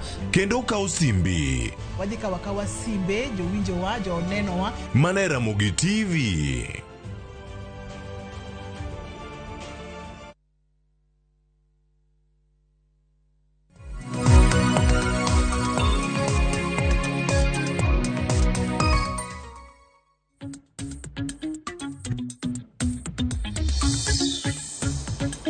Nyakora moge jongo yaore kamoro moro ma intiere kanyo ichiwe yo machalo nade kama itimo kanyo gima imulo kanyo imule yo machalo nade to kiny makawuono ichiewo e yo machalo nade piny Kenya ochiewo ka weche thoth weche mag siasa bende chako chier kendo ng'ato nyalo wacho ni adonda kata adola moro malit ema ng'ato dhi kacha to osiemo kata komulo wacho ni kata ogolo gino mane oumo adola no obedo yo machalo nade. Nyakora moge jongo kinde mathoth bende kido hinyruok to ng'ato biro to mana kama ne hinyo cha mobiro kendo to medo mana soko iyudo rem e yo mopogore. Rem makoro ntiere sani omako jogo mopogore to kiny makawuono en ratiro mar ng'ato ka ng'ato mondo mi ogol pache kendo losi kaka odwaro. Odiochienge mokalo mano kar tich ariyo jatend piny Kenya ne oloso kendo kane ntiere kar jot mare kane ntiere kanyo kod commissioners mag IBC mabende ni tieko tam margi mar apisi gisebedo kacha thuolo mar higni 6 mano arene gidonj kacha higano mar 2016 mano kirango kanyo team no makoro telne kod Wafula Chebukati nyaka sani ne gidong kacha commissioners adek commissioners mano riwre kod gi ang'wen mano tis kacha ni Cherera 4 bende adek kuom gi nosegetawo kachiel kuom gi pon tiere nyima put machung karango tim gi kachiel kod tim mare kotenore kod yiero mokalo weche thoth gigo mano liekore kendo mane owachore romo mane jatend piny Kenya ntiere go kar jot mare mantiere bur Nairobi en ni jatend mane wacho ni jatend IBC jakom mar IBC Wafula Chebukati ni dwa ni mondo ndhiye kendo kose ndhiye gi jok mabende pod wakia nyaka sani mondo mi bende onege kose nege kaito lendo olandi kama chielo mago weche mano wach kod jatend piny Kenya mano William Ruto mano nyocha magi paro mabende osenyuolo paro mopogore kuom kweth mag josiasa kachiel koda jo Kenya. Odiochieng' ma kawuono rwakni machiegni wadarango ni ere kaka inyalo rie miganga mag yiero. Iwacho ni gimoro amora mano dhi e yo ma ok ne kare yiero mokalo ere kaka inyalo duokgi mondo gibed e yo moro makare mondo mi koganda dhi e yiero tungni moro amora bende kik nen ahinya kotenore kod duolno matayo yiero mano mar IBC. Arwaki ni machiegni nyinga Cleophas Oluoch to kama kamagi ok wabedgo kendo nyakoro moge jwang' wabedo kodi okinyi makawuono ni mar lines wadhi bedo kata kawaya mondo mi imiwa pachi yornwa ote igonwa sime ikonwa pachi kotenore kod ikruok manya bedo ni ikruok ne yiero madhi bedo ni biro kaka nyalo rie gik mopogore kachiel koda ka bedo kod okil kamaloka mabende odiochieng' makawuono wadhi bedo kwanonogo siasa kendo warango gik mopogore mano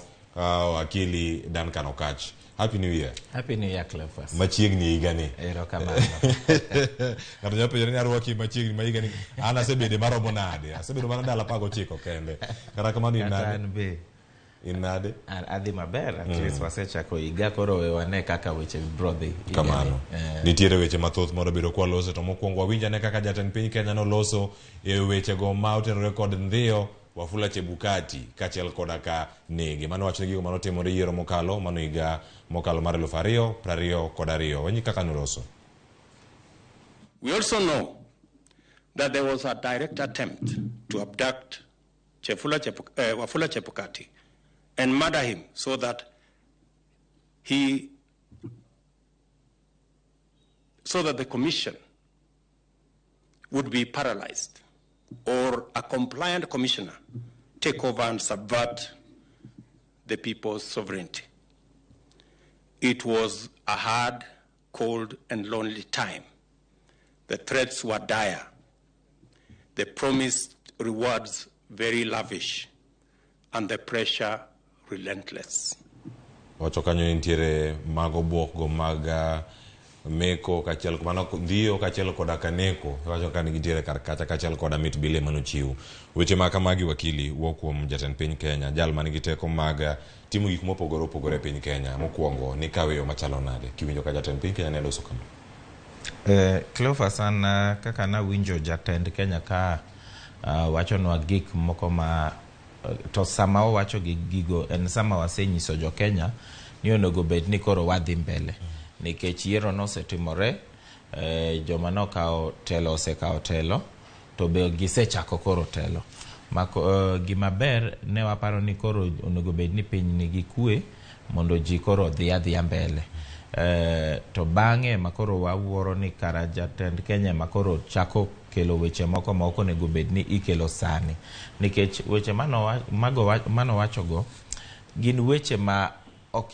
ng'ato ok nyal kawo gi very lightly gin weche mapek kabisa to kako wacho no ing'eni ka ng'ato nyalo wacho ni ne nitie gi plans ma ng'ato no sepango kaka odhi nego Chebukati to Chebukati kaka kirango sheria mane nitie sacha nyiso ni en gi results te maka ng'ato do nego Chebukati sano ing'eni do bedo mayot kabisa mondo Kenya obed ni koro wagore nikech onge kaka ng'ato do trust results mora koro ok wach mayot kabisa emomiyo ji wacho ni nitie kaise ka hotelo nitie yo ma inyalo kata deal gi gik machal kamagi nitie commissions ma ng'ato nyalo form nitie kata police mantie Kenya kai unyalo kata invite jo police ma oko ku trust police ma Kenya kai mondo gi rank koso gi investigate weche ma jatend piny owacho nikech ka onge process machal kamano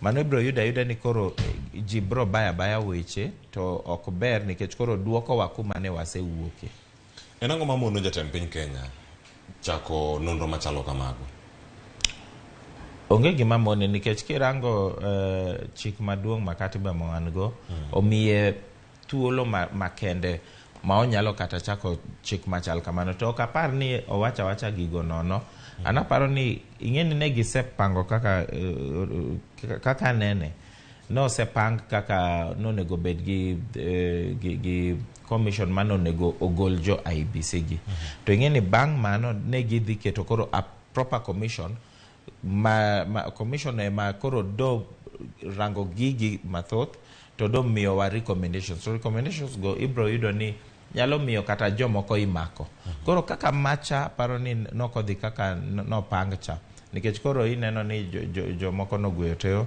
at a point ma nonego bed ni gibedo panel manonego rang gi cha koro aparo ni kaka wacho ni nodwa mana ni koro jomoko be ochako omed moko go to be wan be watem nyise ni ang'o mamoni form commission machal kamano koro obro form commission to onge ng'ama bro wacho ni en mo form commission mondo luji obro wacho ni unemunyisa ni ang'o mamona form commission koro kose keto commission ma osebedo kanyo ibro yudo ni koro gibro yawo gik moko nitie gik maana paro ni osepanga nitie joma ibro mak nitie kaka nikech kirango serikal kaka nitie sani ineno ni pod giluwo ji to kaka anene kata sani commission aparo ni jatend piny bro keta to ibro yudo ni koro gibro rango gik mang'eny especially sani kaka Chebukati osetieko tije kanyo. Koro gibro yawo maber mondo koro ka gidhi mbele gibro wacho ni gidwa miyo joma koro bro kawo apisigi teko gi chuny moro ma koro onge ng'ama nyalo interfere kodgi. Bende en sama kare mar chiero gino machalo kama, ochala dola malate kendo ng'ato biro to chuoye kendo mule, en kumoro makare wawuok e yiero mano bedo kod ywaruok weche mopogore opogore. Dweche 4 bang'e waneno ka pod weche makamagi pod mienjo kendo giwuok. Bende en sama kare mondo omi jatend piny Kenya ochak twak e wi gik machalo kamano. Ing'eyo samoro wanyalo wacho ni ok sama kare, but kirango ng'ato bro penjwa ni sama kare en mane. Nikech koro do bedo ni ati bang' kose chamo muma yuda ni koro ochako gi weche gi jibro wacho ni hapana. Donge do rita kwanza mondo government osettle lit mantie be ji ong'igi lit mantie. Bang'e koro kochako 4 months ni ng'ato nyalo wacho ni hapana, mae be ochako very soon. To ng'ato bro penjwa ni waparo ni nonego chak karango. Nikech ka be odeko kabisa mochako kata higa mabiro ni koso chako 2024, ng'ato bro wacho ni hapana, ng'ani rango kako nyalo hinyo ji nikech koro wadhi uchaguzi mambele mar 2027. Koro aparo ni wach saa kanyo to kwanyalo wacho ni otimo marach kabisa, nikech sani e monego tim, nikech ineno kata sani e makoro ji dwa kao apisigi. To ing'eyo ni sani gidwa lando mondo ji apply. To ng'ato kowinjo ni nitie kata kaka chairman ne nitie kata plan manonego ni chairman ohiny in one or another, biro yudo ni maybe nitie ji mang'eny ma maybe gin qualified to bede gihero kata apply to ginyal apply nikech gineno ni kara kae ng'ato nyalo panga ni bro neko to onge gima ibro timne. Koro ineno ni asara bro bedo mari gi family. Koro aparo ni mano e gima otemo konyo. Mapono no nitiere thuolo moro amora ni konyalo loso pur. Nitie jok manyalo ni imako mondo bed kaka puonj ne jok moko mapono no nyalo pango kata chano timo gik maka mwawinjo mano lieko ni notimore.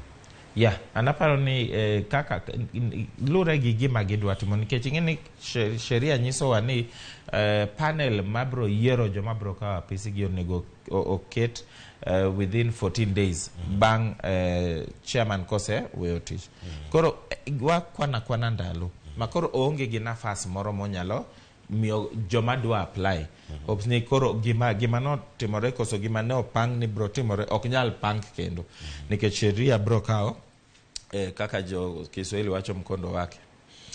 Aya nyoko Ramogi Jwang, into kamintiere kacha, pachi chalo nade, in gi paro machalo nade wi chenro odiochieng' ma kawuono. Pichni mineno kanyo mago bende gigo mano timore mano bang' yiero, koko mano wuok kacha Bomas of Kenya, mano kar nywako ombulu, mano yiero mokalo. Kendo gik makamago bende moko kuom chochni miwacho ni negitiyo e kinde moro matek ahinya. Mano kaluwore kod twak ma jatend piny Kenya nochiwo kacha, bende kopako ahinya jakom mar IBC machon makoro nyalo wacho kama nikech osiwuok e apisi mano Wafula Chebukati. Gigo duto mane gitimo e thuolo no kane gintiere apisi ne gin mage. Nyaka sani kapono ni Wafula Chebukati wuok e apis, obiro bedo ka odhi kanye. Owinjane kaka jalup jatend piny Kenya Rigathi Gachagua ne oloso ewi commissioners giduto mosebedo kacha katiyo e migawo no kata e duol no mata yiero mano mar IBC.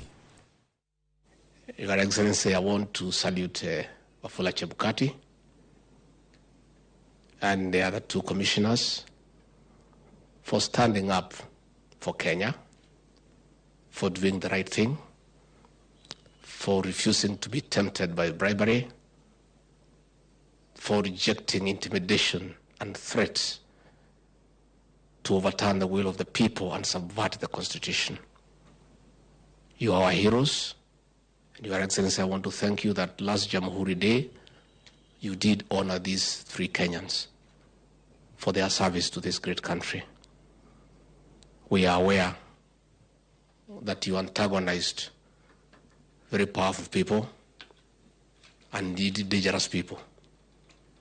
As a responsible government, we have made adequate arrangements that in your retirement, you have full protection and security to enjoy your life without any fear.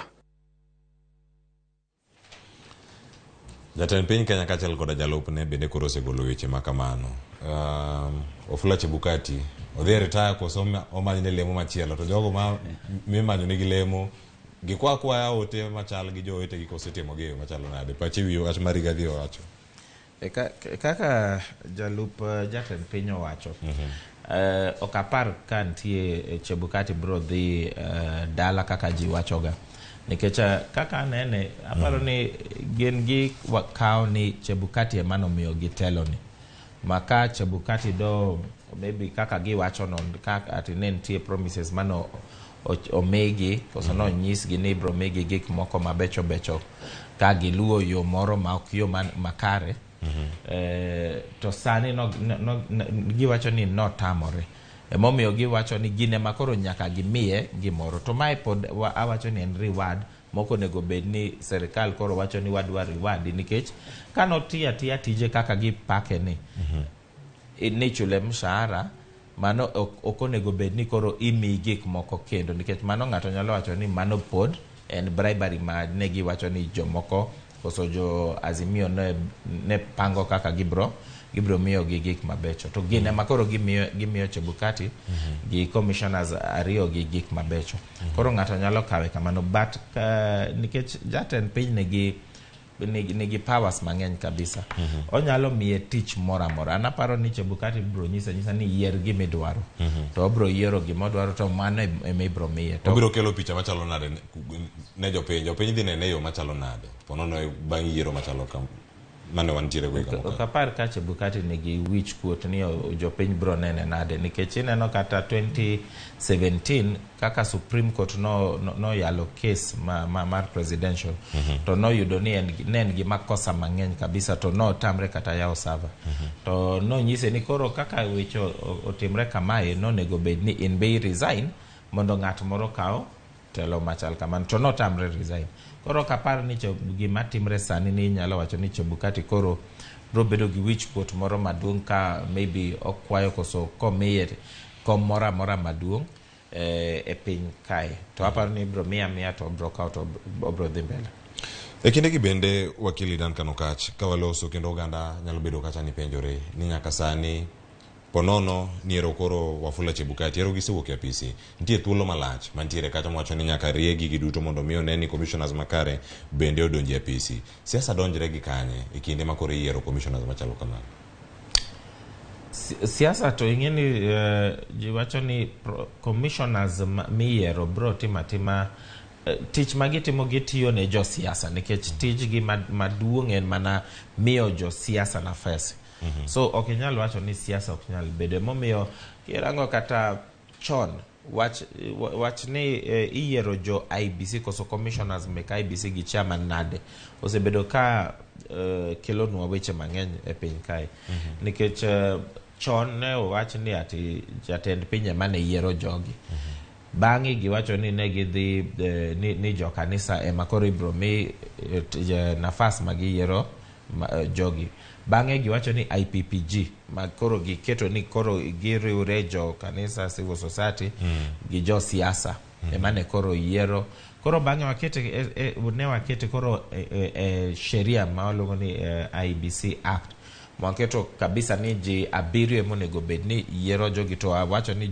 wanyiso ji abiriyo ni akanye nitie joma a law society nitie joma public service commission nitie joma yo kanisa wakawa to nitie be jo siasa kanyo koro iluongo ni parliament liaison committee koro kochopo kanyo aparo ni kata sani ywaruok mantie nikech koro kirango bill mar Kimani Ichung'wa otemo loko gino kendo makoro ibro yudo ni koro kata sani proposals mano keto yudo ni Senate dwa loko gino to kirango kabisa yudo ni pod en ywarok ni jomage makoro dhi bedo kanyo ma bro yiero nwa joma bro donjo e apisi gi to ing'eni kantie ywarruok machal kamano ok ber nikech mano nyiso ni nitie siasa makoro luwo jogi nikech ka de wawacho ni ati en mana yiero jogi to wamiyo ng'ama qualified ok onego bed ni pod walare kata iyudo ni Senate kawuono oluong mondo gidhi gi rang bill ni to giwacho ni gin be gidwa loko kaka Kimani Ichung'wa oketo kanyo. To gima duong' gima ng'eyo en ni ok onego bed ni kikundi ma bedo form mondo giyier joma biro kawo apisigi. Ok onego bed ni waneno luet ng'ato, especially ng'ama koro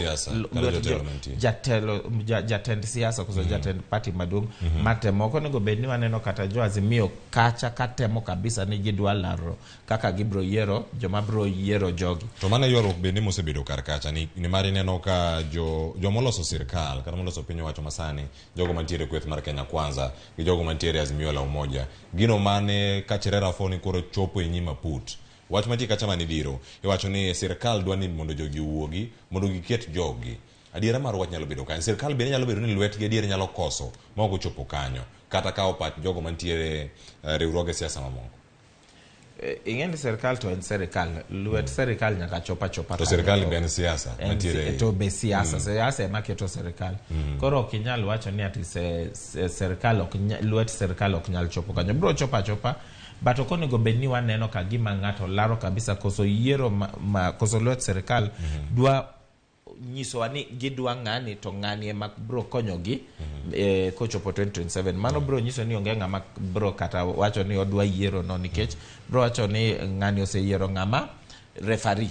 Ng'eni referee onego bed ni en neutral. Ok inyal dhi e pap kaka nyoro Manchester United gi Crystal Palace tuyudo ni referee oa Manchester United, ok ber. Koro wach yiero referee no be en gima onego warang kabisa. Moko onego bed ni ati lwet sirkal neno kabisa koso lwet jo siasa neno kabisa. Mano bro kelo nwa dondruok gi weche mang'eny.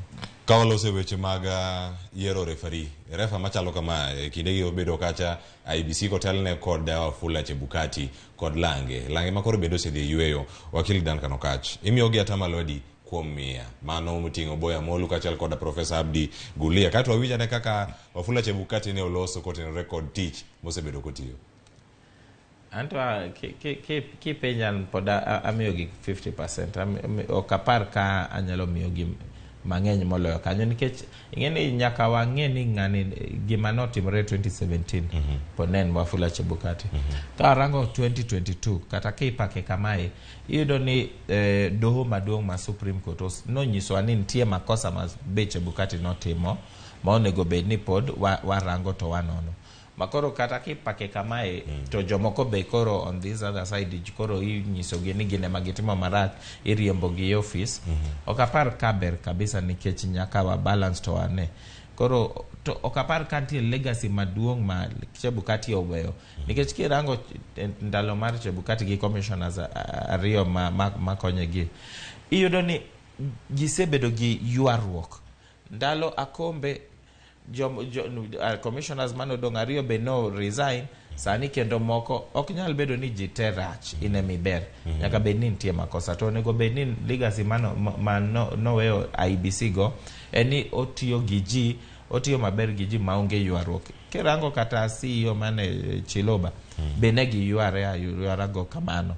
Koro nyaka bed ni nitie makosa mantie, nikech ka commission onego bed ni tiyo kanyakla gitiya tiya maber. But sani neno ni mare to nyaka oyware gi ji, to joma chunga kod commissioners mo retire ariyo go kende. Mano nyiso ni nitie shida emomiyo kanyal miye mang'eny moloyo 50%. Aya, nyakoro Ramogi jwang' inte miya atamalodi penjo no osepenjare nyocha, pod odhi mana nyime kod penji konwa e comment section moro mar YouTube kata ka intiere Facebook bende ka intiere Ramogi TV. SMS line wa bende pod oyaw ka en 3:600 wantiere kar kae. Wafula Chebukati ento wacho nade kotenore kaka en bende osebedo ka otiyo ne oloso ka intiere kacha kar jot mar jatend piny Kenya, kendo koro sani owinjane kaka ne oloso mondo ibede kod ng'eyo ni en ng'ama chalo nade ka ne intiere apis. We ran a free, fair, credible, transparent election 2022. And as a commission, we have put in place structures which the incoming team should build on. And these structures are espoused in our policies, manuals, as well as the operational standard operating procedures of the commission. So we are living in a commission that has strong structures, a strong secretariat, and our CEO, who is the president, Mr. Marjan. And we finished the term, three of us, Professor Gulia and Molu, they are in the room, and we feel we have done our best for the country. And we believe that the incoming team should pick up from where we have left it and take us to the next level. Kanoloso okay kumora mora mo wacho nying jalupne mo bedo ko ta kutiyo kata gwenyruok no biro e kinde mogi kata ka utieko chenro magiero mano jalupne Juliana Cherera, Justus Nyang'ayagi ne wacho Francis Wandire, Rain Masit, mago jogo mutiyo ko karakacha, jogo mano tiyo telo mokwongo bende Mochanya motingo kacha, Roselina Kombe, Nambue ikinde giduto kan joka gwetao kendo ne giwuok e APC. Twak mar jatend IBC makoro bende koro wuok e APC. Owacho kacha bende gimo wacho mutegno mano bende osebedo ywak mar jo-Azimio kinde moko mokalo ni secretariat cha bende ntiere kod pogruok ni kiwile onego wila IBC no te mondo mi ka ntiere mora marach tigole gi iwacho ni gikuku mare piny kucho kama ntiere igole gi tiende gi duto mondo giwuok mora achiel. Secretariat wacho ni ntiere mutegno moweyo kacha ka dibedo kacha katiyo pachi kod weche mowacho gi magi wakili. Aparo ni nolosa maber kaka ng'ama koro ne tieko tamne to kapar ko nonyalo koro pako joma nose gwenyrego emomiyo paka joma ne supporte to be ose supporte tamne te to kirango gin joma ne donjo office ka gin together ok yud ng'at moro mano donjo obedo ojoin IBC bang'e mose tiyo maber gi Chebukati gi Gulie gi Professor ok yud nikech gin mana ji adek go the three musketeers makochopo koro kama koro wacho ni oweyo a very strong secretariat no be is not very strong nikech nitie issues to neno ni negi setero apisa moro e court e doho bang in fact negi wacho ni gidwa gole en apisa no emano dhi e kod neni giwacho ni ati no temo konyo jo-Azimio. Secretariat no pod nigi shida but okanyal paro ni okapar kaber ni ka jo-IBC sama koro gitieko tamgi koro be waloko secretariat te nikech koro ing'eni tij IBC en tij moro mantie ndalo ka ndalo ok ni wanyalo wacho ni en mana timre after 5 years. Koro inyalo yudo ni nitie by election mora manyalo kata poyowa kata kiny kata the next month manyaka wabed gi jomong'iyo to gin gi ng'iyo kaka wach chano wach gokura timore. Koro ok ber ka waloka the entire team ok apar kaber but jomantie kantie joma richo nyaka wabed gi formula mwanyalo pudho achiel kosa ariyo but waweyo the team ka en intact. Kirango kaka onego policies mang'eny mantie wach joma koro telo ne yiero e pinje moko te ibro yudo ni giwacho ni ok ber ni ji adek retire at the same time ni tam gi koro rumo to ruma dichiel ok onego bed ni iyudo ni ng'at achiel tam ne rumo ng'at achiel tam ne rumo kiny kata ng'at moro tam ne rumo iga mabiro.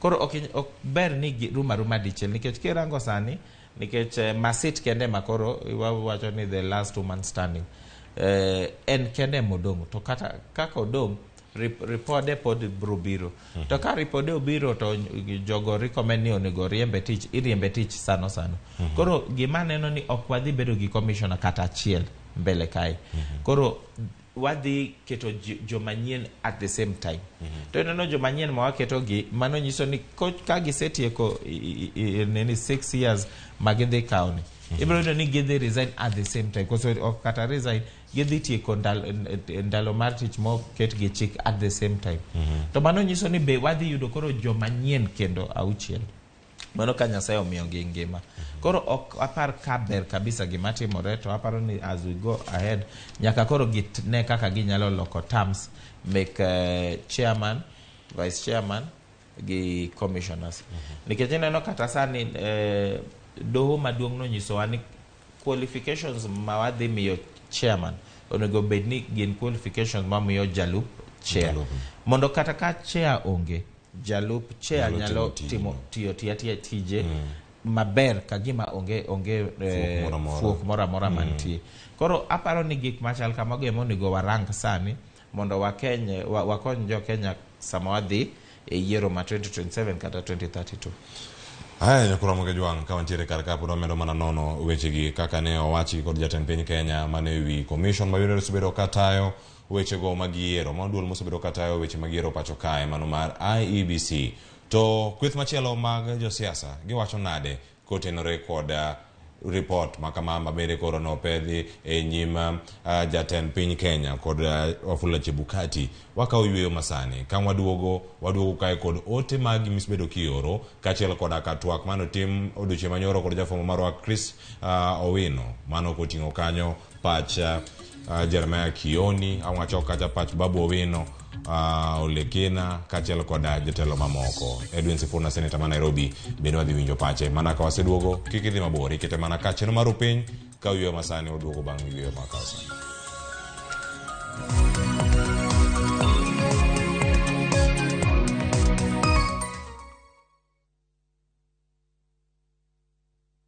Namringo tonge dereba. Gweno onge lembe kipado lembe to dongi pado ma. Yawa. Tugo manika. Kata indung jaodi chweto poka wuoi. Mor kod nyiero manika. Magal dem kama mashori. Choke. Abito. Gwenyruok mag weche manika. My friend, I'm not your Kanuti. Jatelo, report a check ni kelo ni. Police man may be ever go buana. To nitie nyarkochia.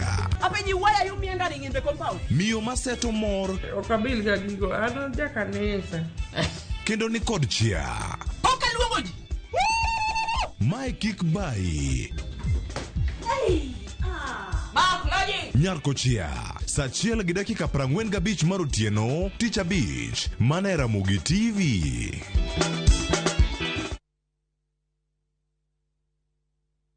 Jatelo mano biro kae nyoro. Odwari warus kodi. Hera motwere kidi Lwanda omuoche kindo osiepe ariyo. Jitengi. Neno no kende ok nyal romo. Wange gi nyaka. Miriambo thinyore lela kendo kelo mirima kod lit. Anang'ini do ng'at maber kaka. Bende anyuola kod osiepe nyalo donjo e kind osiepe ariyogi. Bedi. Eno kohera kata matin. Inyalo chopo kanya gi jal ma ihero kiling'ling'. Ne Suresh ni oko, ibende biwadhi, ng'at mabokendo pragia, ng'ano nigi hawi. Kik iwe ma ok ineno sigana mar hera motwere mar kumkum bagia. Ok anyal yudo yo manyalo wacho nigo ni aheri. Yud chenro mar kumkum bagia gi dholuo sani koro e View sasa.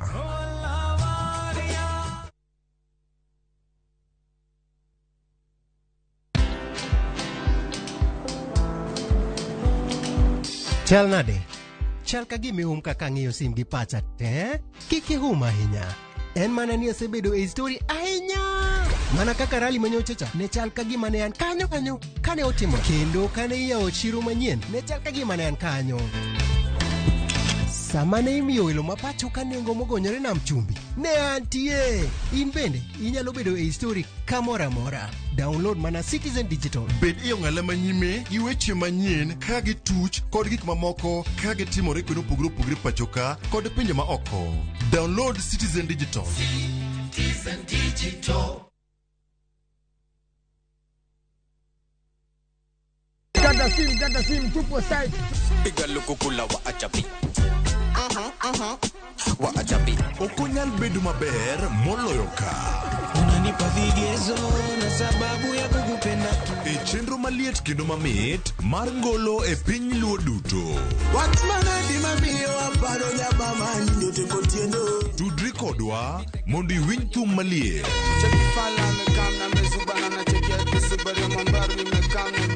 Miel manyasani kod neno jothumbe mihero. Riuri kod jota chenro Lind Ramogi kod DJ Kolo e thum Dagmor.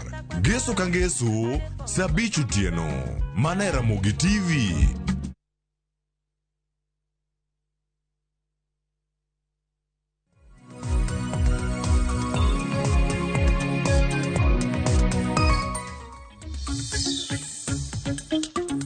Nyakora mogi jong waseka yweyo mano akuri ni wakawo kendo in bendo ageno ni se yweyo kacha kama intiere ka ne en sa pod en sa 1:44 yani kacha gik mang'eny mitimo ka ne gweng kacha isegolo dhok kata kwene koro iketogi kata gidhi gilagre pap matin ka isetieko nyietho. Ing'eni jogweng' mopogore opogore nyietho sama mopogore opogore. Koro gino mitimo kacha bende isetieko. Mane yweyo mane wakawo kacha matin. Bende koro sani ka untiere kar kae. Wakoro ni ote ma isebedo kacha kioro wada somogi.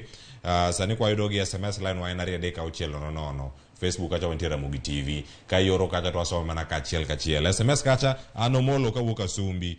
Kendo wacho ni adiera onge Kenya. Oyawre Cleophas an Eli mana chako gi SMS. Wacho ni an Eli baba Chelsea mara Giribe. Yiero ma Kenya ka wacho ni ok nyal bedo maonge miganga nikech jotelo wacho ni mawan godo wacho ni ningo mana wacho adiera ema ok omiyo ok ahero adiera kendo bende gin jo miganga go ero gin jogo matiere kar kacha kata kama chochni ma kama ginyalo tige machalo nade wede mane Facebook kacha ni gin mage pachu gin mage achiel kachiel kwa mbui mogo mag Facebook. Sani wan gi kanyo Jakinyar Modi wacho ni an weche Chebukati ok adwa kata winjo. Sani koro ka gimoke ni dwaral kode gi ngimane dak no wache ge chon. Wacho ni chief PRs mag manyo tich bang' retire gitim gik magiero then ker no instead of making noise wacho ni ang'o ma monde chuogo commission man nono weche go to what of Musando manen ja IBC boneg ero dak ni giwuoye mano pat Jakinyar Modi ero kamana ahinya. Kamachielo bende wadanda Linet wacho ni mago weche manono maonge tiendgi dak ne owachgi chon matinde eka koro opupo wiji gi weche manono ma ok nyal kata konyo ni. Aya pachuni kanyo koro moke Jwang' Morin Otieno wacho ni onego ket chik ni nyaka commissioners te bede eka ilando jaloche kom ker. Aya wakili wan go ka ango kunwa ni mage manyalore mane mok nyalre ageni moko ango ndeki ango duoke kinde bang' waduogo bang' somo gi. Irene Olare wacho ni wacho ni matek Ruto tinde DCI luono goyo ngero moro ni jakuo makwali ema konyi menyo. Haya erokamano ahinya Irene. Ogutu wuod Nyaseme Chebukati ema dwa tiekno dak wach nying jogo kero we wuoyo on behalf of Judas. Ogutu wawinjo ote mari. Haya Oga Bernardo Obina wacho kanyo ni Chebukati worked well in the elections. Congratulations. Erokamano kuom ote mari Bernard. Brother Kuku George mar Thimlicho Inga Migori County oluoch penj na wakili ni to sama Chebukati isingone mich dong mano nyiso ni nokonyo Kenya Kwanza to dak nwaseneno ka commissioners mano sedhi yweyo nomiye mich mogo kata mich go donge mano nyiso wa ni jok manie telo singo ni ema norwakogi to ang'o momiyo kinde Chebukati ni ema da commissioners noringo moweye. Aya mano ote mantiere kar kanyo wacho ni ote thoth kendo mana ote mimago kar kanyo kapok wadhi nyime gi twak. Sachielo sekalo dakika 48 wakili Duncan Okach momako wen kanyo minyalo duoko mana mapiyo ka waringo kod chenro. Anaparo ni nyikwa Ramogi to nene maber nikech kirango ok ber ka ng'ato koro retire to kendo ineno ni serikal keto kagima koro gidwa riwade nikech mano ng'ato nyalo kawa kaka nene achiel onyiso wakanyo ni ng'ato nyalo kawo kagima obedo rewarded nitie gima notimo maber ne jogo manyiso ni no favor jogo to ing'eno ka oketi IBC chair koso keti kata commissioner okonego bed ni ati ipendelea pande mora mora. Koro kobedo ni ati koro ng'ama okawo serikal dwa migi moro koso dwa migi to moro to be ikawa kama nyiso ni mano o set a bad precedent nikech jomoko be mabro kawo apis machal kamano bro neno ni katimo ne ng'ani gima ber to an be bang' retire to nitie mich moro mibro miya to ok ber ni mano e kaka ng'ato matiyo e tich momi koso apis momi mar IBC tiyo nikech onge trust ma ng'ato nyalo bedo kodi to kirango kabisa gima yie go kendo en ni nitie gik manyaka warang in terms of chik ma wan go sani kaka lendo itimo nikech ok inyal yudo ni ng'at moro achiel ema lendo. Ineno Chebukati noketo chik moro ni en kende ema onego oland results make presidential. To ok onego bed kamano nikech katiba kata sheria mane nitie nokomiye powers machal kamago. Koro noketa keta ni gimobro lando ema jo Kenya bro tiyogo ng'at achiel.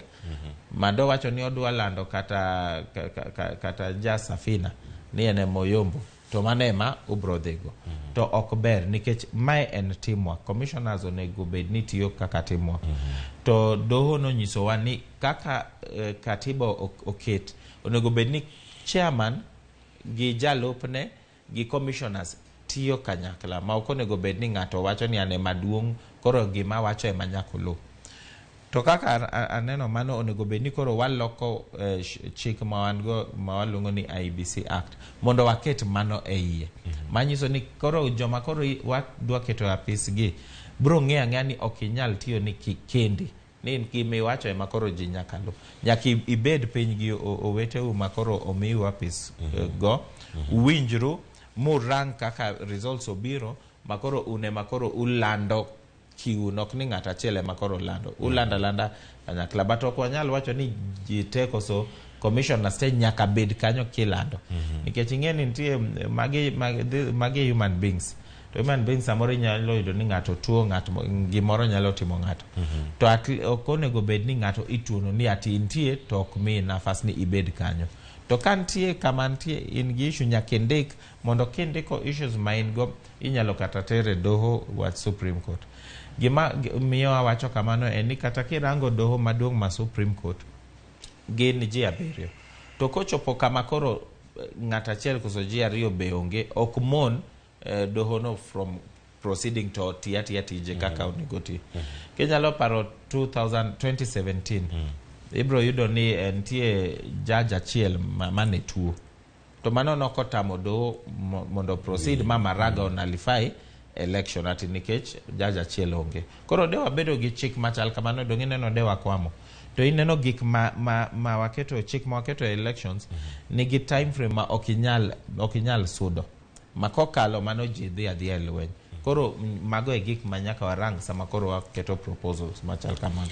E kinde mane ichiwo report kaka yiero ne obedo mano kwarango kanyo chieng' wuok tich jakom mar IBC Wafula Chebukati kachalo koda commissioners mamoko nyaka CEO mano mar IBC mano Marjan Hussein kinde mane ntiere kacha iwacho ni achiel kuom gino mane gi wacho ni gikono commissioners madhi donjo kata gigo mane gi recommend ni gichalo gik machalo ni kudonjo apisi uti e yo machalo kama. Achiel kuom gigo mabende imulo kar kanyo mondo mi olok IBC Act ni kata kanok giwache giwacho kanyo nitiere paro mag loko chike matere kod yiero mago manyabedo ni election amendments maponono nitiere kacha e od bura ponono ka gichopo ere kaka gitiyo machiegni kod jo od bura mondo mi chike makamagi olosi.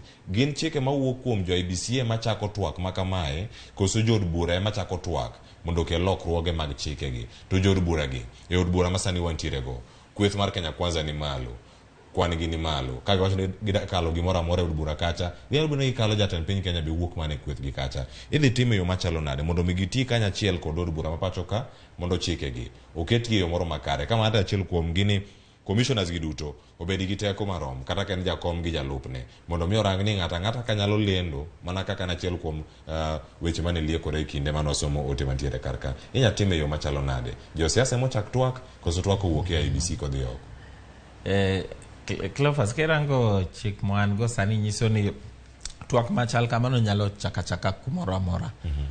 Be it doesn't matter kuma twak no chako nikech samise chake ni joma koro nigi weche imiyo gi nafas makende magi nyalo koro betwa kanyo ginyalo nyiso pachgi makoro iketo gik magi chako gi mabange mane makoro gitero giwacho ni koro mae kaka jopinyo wacho ni wadwa loko chik mantie nikech nafas be ibro miyo wabro koso nyaka mi jo Kenya kai mondo wawinj pachgi mano iluongo ni public participation. Koro onge chik man ginyalo loka magitero kacha ma okobedo subjected to public participation. To public participation nyiso ni nyaka gidhi e gwenge ma ginyis ji ni mae pachwa unu to pachu en mane. kulingana gi pachwa ni. Koro jo piny be miyo ji pachgi. Koro mano ema koro giriwo to koro gitero koro e doho. Gitero e od bura. Ka gitero e od bura, koro kanyo in gi representation. Emomiyo jo Kenya te nigi representation e od bura. Ma ok wanyal wacho ni mano od bura ma Uganda koso Tanzania en ma Kenya kae. Bang' mano ema koro gibro loko to kacha be gibro winjore nikech nyaka koro gitwak iye kacha ma koro gima koro gidhi wacho ni en chik magikalo, en chik moro monego bed ni konyo jo Kenya. To ibro gima nyaka ing'e ni IBC owuon nigi nafas be ginyalo chako twak ni to gisechako kata mano gima gisebedo ka gitimo. Masani kaparo ni kaka giloso ni nitie be gisepango maparo sama koro commissioners oseyier koro ginyalo chiwo koso ginyalo chako twak machal kamano ma by the time makoro wachopo ni wan gi higni 2 mondo wachop 2027 ibro yudo ni koro gik machal kamae osetimore, ji osetwak, ji osewinjore ma wasel loko gik ma paro ni onego alok mondo abed gi elections ma ber moloyo mae in 2027 nikech wakia kata sani ng'ama dhi telo ne IBC. Koro ok wadwa ni waketo ng'ato kacha kendo wadwa wito ne kite nikech wawacho ni ati wabayo ne kite nikech wawacho ni ati ng'ani be okosonwa. To chik ma waketo be ok ber. Koro wadwa keto chik ma ka ng'ato be ok oluwo chikno nitie kaka ji nyalo luwe to ji nyalo kata tere court koso wanyalo tiyo gi chik moko luwono mondo wagole e apis ma otemo tiyo go marach. Aya, nyakora Ramogi Juang ka wantiere kar kae. Koro nyaka sani wadhi okang' machielo. Wacho ni gima jatend piny Kenya wacho nyaka yud duoko kawuok kuom jok mopogore opogore. Jogi nyalo bedo ni gin jok maketo sirkal tesre. Ok wacho ni gin jogo manok e od bura kendo gin jogo ma biro thuolo mar ariyo mano kweth siasa no mar Azimio la Umoja. Odiochieng' manyoro jagoro maduong' mano mar riwruog siasa kata duond bura no mar Jubilee mano Jeremiah Kioni ne oloso kod Ramogi TV kendo ne oloso gi jo Kenya ka wacho pache kaka yiero mokalo ne nitiere. Kaeto bang'e e wi twak mane jatend piny Kenya nochiwo wadhi yudo pach Babu Owino kachiel koda ka Ole Kina kachiel koda ka Senator ma Nairobi Mano Sifuna ni ginto giwache e yo machalo nade. Okinyi ma kawuono ka waduogo wadachako mana none ni entiere yo machalo nade. Sani wabinjane kaka Jeremiah Kioni ne oloso. Eromo mare kod jofwamb weche e bore Nairobi. We in Azimio have maintained that the results that were announced by Chebukati did not reflect the will of Kenyans. We have maintained that there was manipulation, there was leaking, and what was eventually presented to Kenyans and produced the name of Samoei Ruto was far. The formation of that commission of inquiry, because we support that. We also have a lot of questions about the happenings prior to the announcement of the results. We know what Chebukati did. We also have some evidence that we would want to present, but we can't present it in such an informal setting. We want to be able to present it before a commission of inquiry or investigative authorities that can actually do something about it. And, finally, we hope that the president himself will appear before that public commission of inquiry to present whatever evidence that he has, as he was speaking about those things yesterday. I think the best thing that the president can do, instead of putting the country into an electioneering mood on a daily basis, is for him to move and establish a commission of inquiry. Let us inquire on what happened during the election process, and we can even date it back to the last election. People are glorifying Chebukati as if he's a saint, and we know he is not. We know the kind of things that he's capable of doing or that he has been able to do. And now all these things will come out to light. What we know is that Kenyans, had a different view on the way the election was going to go. Jomano wangi kanisa wadangi ni jomage mano wango jogo mondo tuegi. Jomano negi wadangi ni jomage mano negi. Jomano timo gino mondo tuegi. Poya kanyo jomano nego musando mondo tue. Jomano nego bebi pendo gi jo Kenya manotho bendo tue. Kwaya kanyo kokwa chopo kumwantieni. Odogo kendo explain wani ang'o momiyo no defend Chebukati kabisa. To jomothoka to kongi wechegi. Family gi poko penjo kata ni dhiga nade kaka jatend jopiny. mago penjo mangima mipenjo kar kanyo. Wakili Duncan Okach, iwacho kanyo ni weche mag commission gi bende koro donjo commission of inquiry. Nego bende lose yo machalo nade, weche mag yiero mokalo, duoko, jok mano yombo, jok mane oyombi, penyo wasani miye jogi gin bende gibire sa mopogore koso sani e sa monego bende lose wigi, to weche mag commission ka bende nigi paro mane. Cleophas, an kaka nene ok apar ni onego bed ni waloso e wach commissions, waloso e wach ni Chebukati ni dwa ni koso ni nitie mpango moro mane oket ni gidwa lal gi Chebukati. Koso ni koro ema wadwa wacho wach baby pendo gi msando. Nikech mano gima gino dhi timo dhi kelo mayienga moro ma ok ber Kenya kae sani. Nikech ineno ni wasebedo e electioneering period to ineno kaka economy wa chalo.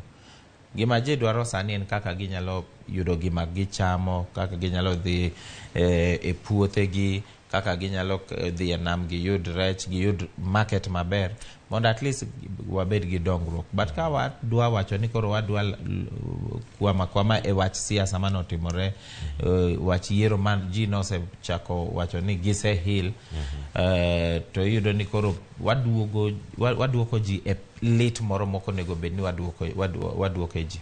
Nikech lit machal kamano ibro yudo ni koro bro yaw gik mang'eny kabisa, to be ok ber gi serikal. Nikech mano koro wadoka doka ndalo mane wantie last year September. To kapar ka mano e gima jo Kenya dwa sani. Nikech ng'ama kata ka ng'ato nokoyombo osebedo sworn in, en osekawo telo, to odhi adhia mbele gi telo. Ka wadwa wacho ni koro nitie kaka wadwa nono gigo, ni wadwa wacho ni Raila no yombo, to ng'ani ema nokoyombo, to koro telo osedhi kamacha. Koro ing'eni mano bro kelo gwenyruok ma ok ber Kenya kae.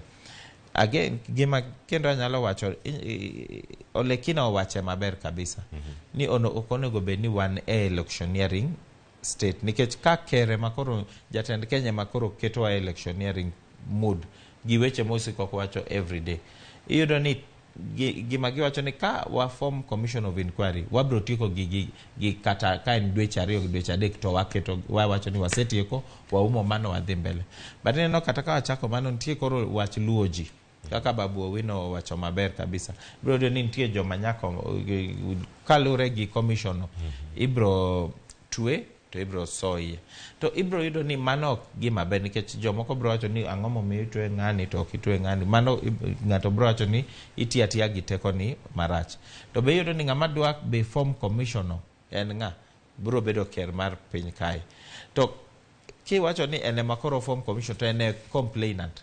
Mano nyiso ni ng'ato bro wacho ni ene modhi form gi commission to odhi keto joge ma osemi instructions. Koro onge kaka ji nyalo wacho ni kata commission en commission ma independent. Nikech ka ji wacho ni Chebukati kaka no conduct elections, Chebukati nenre ni nitie kaka no bedo influenced gi ker mar piny kae. Koro nyiso ni kata ka form kata ko keto commission mora mora, ibro yudo ni pod tek mondo ji okaw ni commission ni nyalo tiatia maber ma ok dhi favor president. To ineno already ker mar piny kae ose miyo wa pache matek mondo ng'at mora mora moyier odhi against patch mar president no. To ne awinjo kata jatendwa mar LSK Eric Theuri ka wache maber kabisa ni onge kaka jatendi nyalo yieri mondo to itimo gimoro ma ok lure gi kaka jatendi no dwaro. Koro ok ane ka mano nyalo tero wak anyway. To en siasa moko nego bed ni wago sani, nego bed ni wapango kaka wadhi go siasa 2027 gi 2032. Nikech ka wabedo kae ni pod wan wayuak ni mano timore higa mano kalo, mano nyiso ni wabro donga kacha, then wapoya pani 2027 be osechopo. Jotelo mag piny kae, jotend piny jotend duond buche mopogore gi sani bende jatend piny Kenya William Ruto, magi jok machiero twak machalo kama. Wacho kata ni kaketa kitamo mapiny, nengo mar ngima dhi bedo ka odok piny, oganda mogo dhi yudre yo makare, mauta dhi lwar. Ono ka gik moko biro mopogore. Kata kamano, sani samo chiere ni en samo nego bed ni lose koso rit nyaka kinde mabiro. Mano kodong' higni 2 to oganda dhi yiero. Koso to bende nyalore. Iwacho ni siasa chakrega mana kamoro rumo. Moro rumo, yiero rumo, to machielo bende chaka sani. Wacho ni chako mako ground chon. Adiera mar wach ni kae. Anto gima anyiso gaji ni onego wabed ni wanyalo somo wach democracy from joma koro wanyalo wacho ni gine mane gisebedo gi democracy ni igni mang'eny molowa. Koro kirango pinje ma oko kaka Amerika, ok inyal winjo sani siasa moko machal kamagi igoyo. To ineno gin mana gi aparo igni 2 mondo gidhie gidok e mbulu. To ok iwinj machal kamano nikech nyaka imi ng'ato time ma odhi tiyo. Ka ng'ato osekawo telo, imiye time ma en be odhi tiyo atiya maber, makoro bang'e sama wachiegni gi ndalo mar yiero inyalo koro chako wacho ni ng'ani ok otimo ABCD. But sani pod kaka jatend piny pod nigi igni 4.5 aparo ka pod en gi ndalo ma omiye gi chik. Koro pod wan gi time, but kobedo ni ene makoro chako wach machal kamagi, nyiso ni wadhi bedo e siasa. To ng'eni sama koro siasa ng'eny kamago, nitie weche mathoth, weche monego warang, ibro yudo ni ok warang. Kaka wach beche mogo koro bro lal. Wach ni nitie promises mano omi jopiny, mago bro lal nikech koro walal e siasa, wan pod wago siasa. Ok dhi konyo jo Kenya e wach dongruok.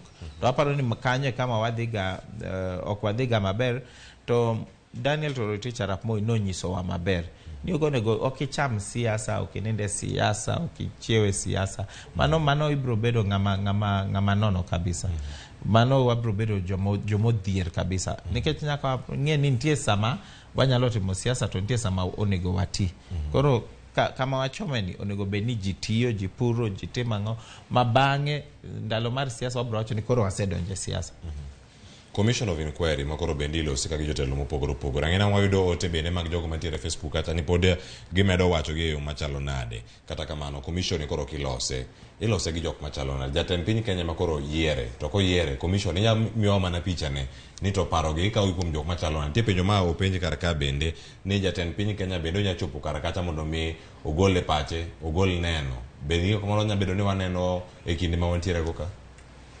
Ini ka Commission of Inquiry ko keto wangi Commission of Inquiry Act, manyiso ni inyalo yier commissioners kulingana gi gima gidhi timo. To ibro yudo ni lure gi gima gidhi timo no, nikech ibro yudo ka en wach yiero ni ginyalo manyo experts. To sama giparo ni maybe Kenya kae waonge gi expert maber, ginyalo manyo ng'ama oa oko, ng'ama koro nyalo bedo trusted. Emineno ne wan gi Kriegler Commission, ne wakawo wasunge koso jo South Africa wakelo kae mondo wawach ni ok gini wamiyo ng'ama onge gi ok nyal bedo influence gi siasa ma Kenya kae. To bang'e yudo ni koro jomoko ma support commissioners iketo kanyo mondo gikonye, mago to inyalo kata gol koni. To iyudo ni samoro be ginyalo kawo jo kanisni to giketo kacha mondo ji one ni jo kanisni to at least gi neutral. To nono gima rach ni sani kanisni ji wacho ni jatend Kenya no se yudo support me kanisa either through gik manotimo go. To asewinjo ka ji go koko mang'eny ni jo kanisa sani ok nyal bedo trusted kata ka idwa keto gi e nafas machal kamano. Koro be baga kabisa ni jo mage makoro inyalo kete Commission of Inquiry gima serious kamae nikech ok inyal kawo jite aoko emiketo e commission, nikech nyaka gin be ging'e gima timore Kenya kae to kaka watimo ga gikwa. Koro nyaka ibed gi jo Kenya kae e commission.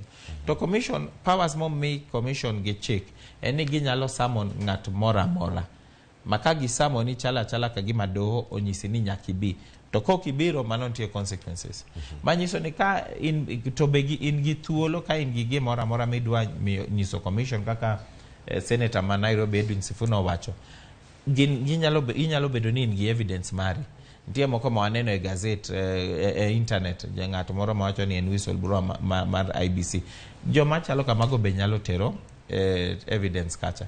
To joma koro giparo ni nigi role, ginyalo kata wacho ni ng'ani nyaka bi kae, to nyaka idhi. Koro kata ka en jatend piny, en be nyalo dhi wach mare nikech en be ne larruok mane nitie sano. Koro en be nyalo wacho, ginyalo kawo jatend Azimio koni, to bang'e gimiyo wa report. To wach commission en gima ji nyaka ng'e ni en gima very serious, nikech report mar commission nyalo bedo chakruok mar investigations gi police, ng'ato ibro ter e doho to bang'e inyalo kata tweyi. Koro gima yot kabisa ni en mana dhi kacha to wati katika kanyo. Nyalo bedo gi consequences ma pek kabisa bang' mano. Nyalo kata bedo consequences ma IBC nyalo tiyogo matamo ng'ato from vying, ni okinyal kata beded, okinyal chung yiero mabiro nikech nitie report moro ma owacho ni timo gik moko maricho yiero manokalo. Rito joneno, nyabedo ni jogi whistleblowers, witness moko ma nyabedo ni biro mondo chiw neno kaka yiero ne ochochi, kaka yiero ne dhi yo makare. Chike ma pachoka bende wantiere gi yore mopogore opogore minyalo rit go joneno machalo kamagi. Bende gitegno kaka pinje mamoko ma demokrasia osebedo motegno ahinya. Kenya ka en piny moro ma ok inyal wacho ni ati janeno nyalo bedo protected e yo moro amora. Nitie mpango moket Kenya kae matemo konyo joneno konyo protect joneno kantie any issue ni ok nyal hinyi. Mano iluongo ni witness protection program. To kirango maber ineno jo Kenya kae gin joma aparo ni either wan gi teko moro ma jikia, nikech kirango gima notimre Hague ne gin gi witnesses magiketo ma kata nying gi onge ng'ama ng'eyo, kata ko ket picha gi ok inyal neno gi maber. To Hague mano wacho ni nitie jo Kenya mano hack mano yudo nying jogo, to be bang'e yudo ni jomoko notho athoya, to moko ma ji wacho ni galagala, to ji wacho ni ji mang'eny wacho ni nitie joma nonego jogi nikech no yud nying gi e list mar jo Hague. Koro ka jo Kenya nyalo chopo ma giyudo list mopand e piny maoko ma Hague. Koro Kenya kae ka in kae to oketi ni in janeno, to oketi ni ji neni maber ni in janeno, to jong'eyo kumidake, jong'eyo oweteu, jong'eyo minu Cleophas, onge kuma inyalo pondo Kenya kae. Koro aparo ni mago be nyalo miyo ni kata commission koket nitie joma ok nyal wuoga fully to nyiso wa gik moko. Emomiyo ineno kata sani ng'ama temo nyiso wa ni oyudo information ja IBC ni otiyo IBC to yudo information osetimo assessment to yudo ni kien Raila Odinga no yomba maber 57%.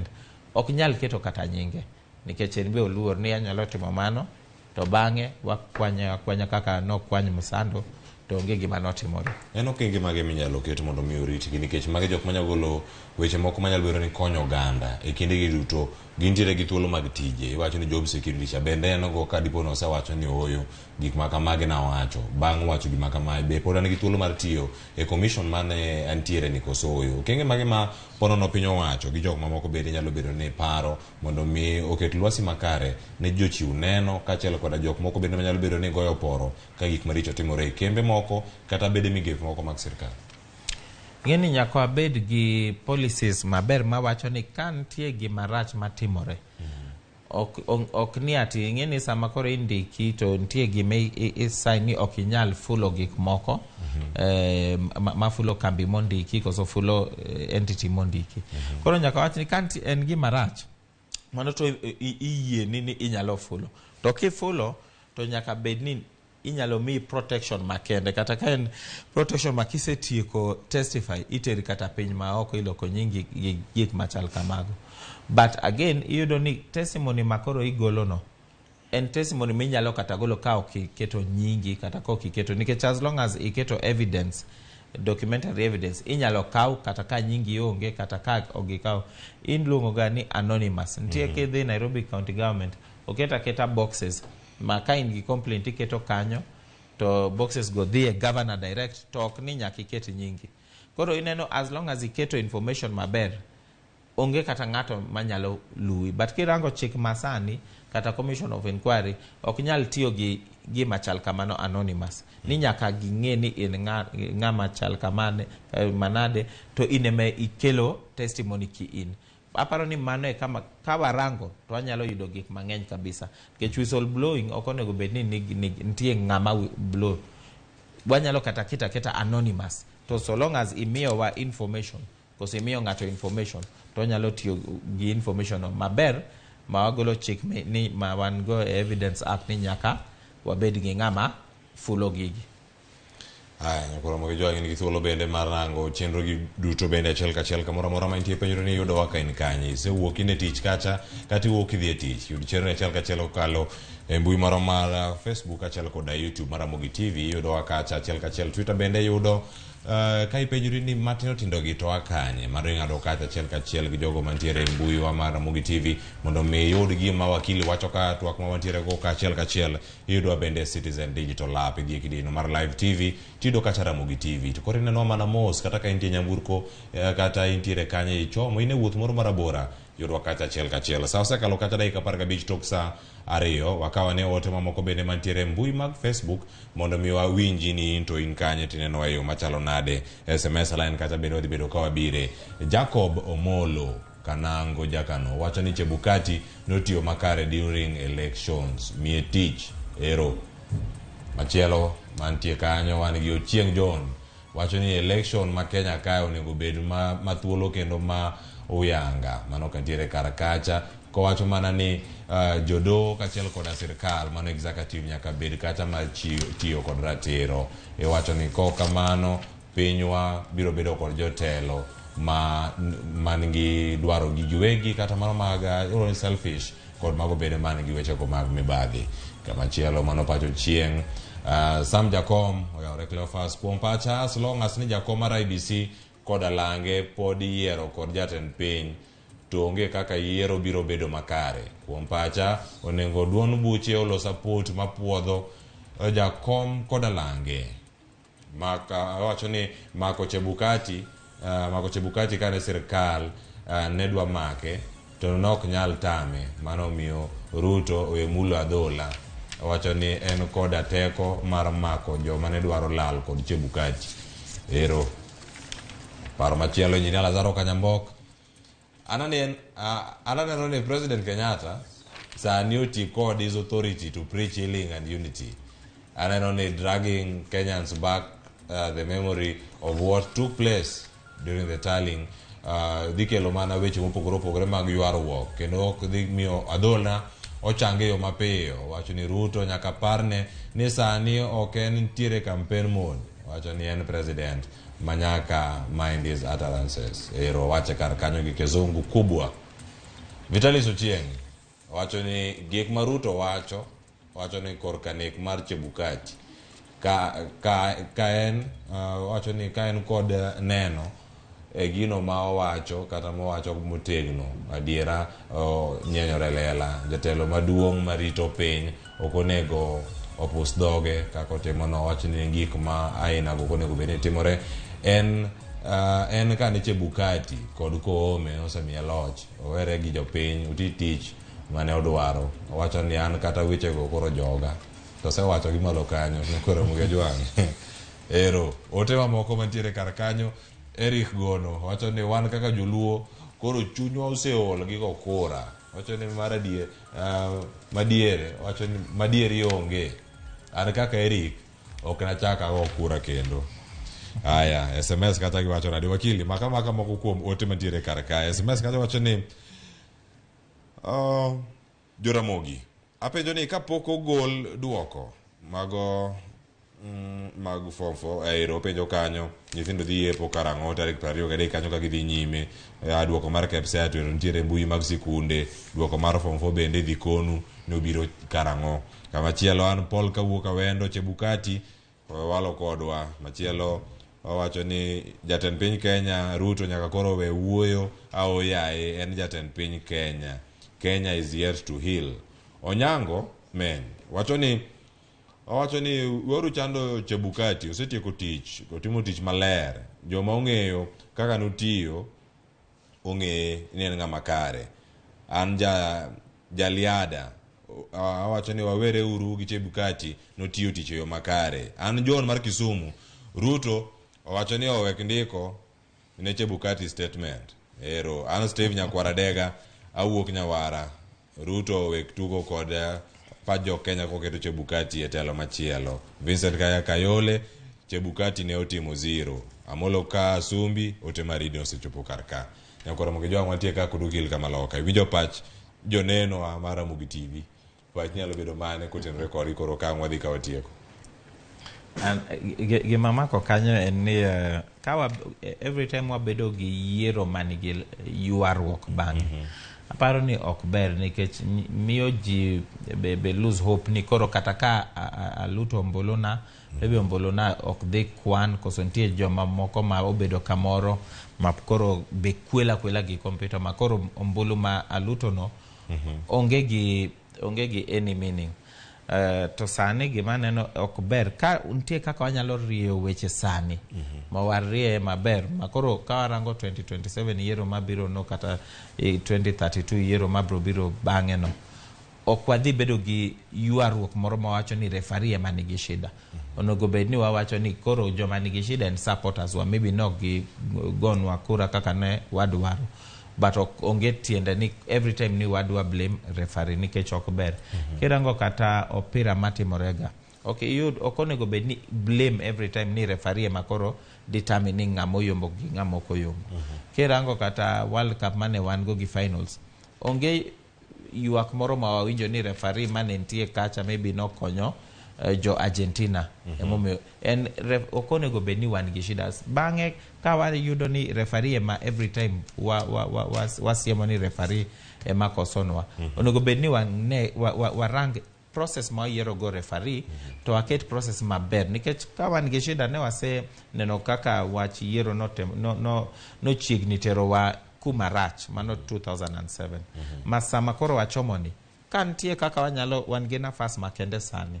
Kantie gima wanyalo riyo onego bed ni jo Azimio jo Kenya Kwanza jite jo kanisni kata un be jo fuambo unyalo tero kata comments meku mawan ikawa dichiel to dhi konyo process makoro gidhi keto ni dichiel ma ok wanyal kendo chieng' moro ni wacho ni wabro duogo kae ni kendo wadwa yuak ni referee ka wanyalo lose sani walose alosa sani wate. Agone erokamano ne daktari mano wakili Duncan Okach ko luthuro mato kod Ramogi TV okinyi makawuono. Erokamano to Ramogi jwa gin bendi bedo kodwa ogoni erokamano thuolo duto sebedo kae ka watu kendo wasomo wote mari en moro pile ka pile ka watu kodi kaka oganda kendo wagerore ko puonjore gigo manyien gigo ma wang'eyo bende wamedo mana paro. Nyinga Cleophas Oluoch nata e chenro makawuono chenro mabiro en mar pogore kod nyawadwa Sharon Ng'ao. Kik idhi mabor, Nyasaye omedriti kimedo neno Ramogi TV e kinde duto. Oriti masani.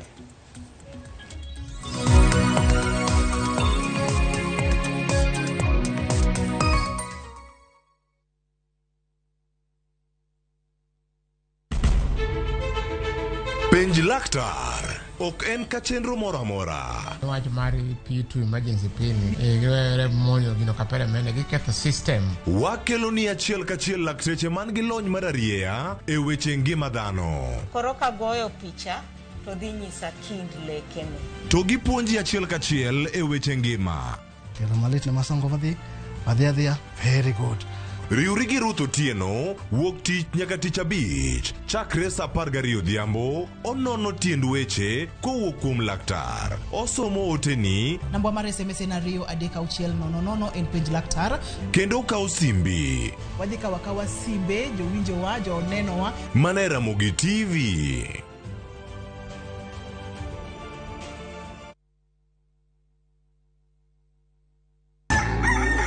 Kapok piny oru, kapok oyaw chiro, jopur ochako odiochieng'gi.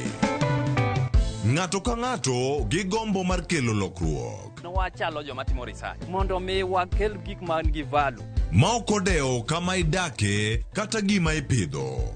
Pith mar kich en agribusiness. Riuri kodwa mondo ipuonjri yore pur. Cover crops inyalo pidho ei puothi mar rabolo no. Jopur kod chiro mag jopur. Kendiel ma dende ber ema biro mi market. Pur gi ohala. Tich adek ka tich adek, saa 1:45 mar odhiambo. Mane Ramogi TV. Jatelo mano biro kae nyoro. Odwa riwo arus kodi. Hera motwere kidi Lwanda omuoche kind osiepe ariyo. Jiteng'i. Neno no kende ok nyal romo. Wange gi nyaka. Miriambo thinyore lela kendo kelo mirima kod lit. Anang'ini do ng'at maber kaka. Bende anyuola kod osiepe nyalo donjo e kind osiepe ariyogi. Bedi. En ok ohera kata matin. Inyalo chopo kanya gi jal ma ihero kiling'ling'. Ne Suresh ni oko, ibende biwadhi.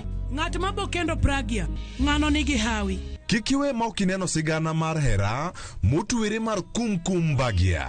Ok anyal yudo yo manyalo wacho nigo ni aheri. Yud chenro mar kumkum Bagya gi dholuo sani koro e View sasa.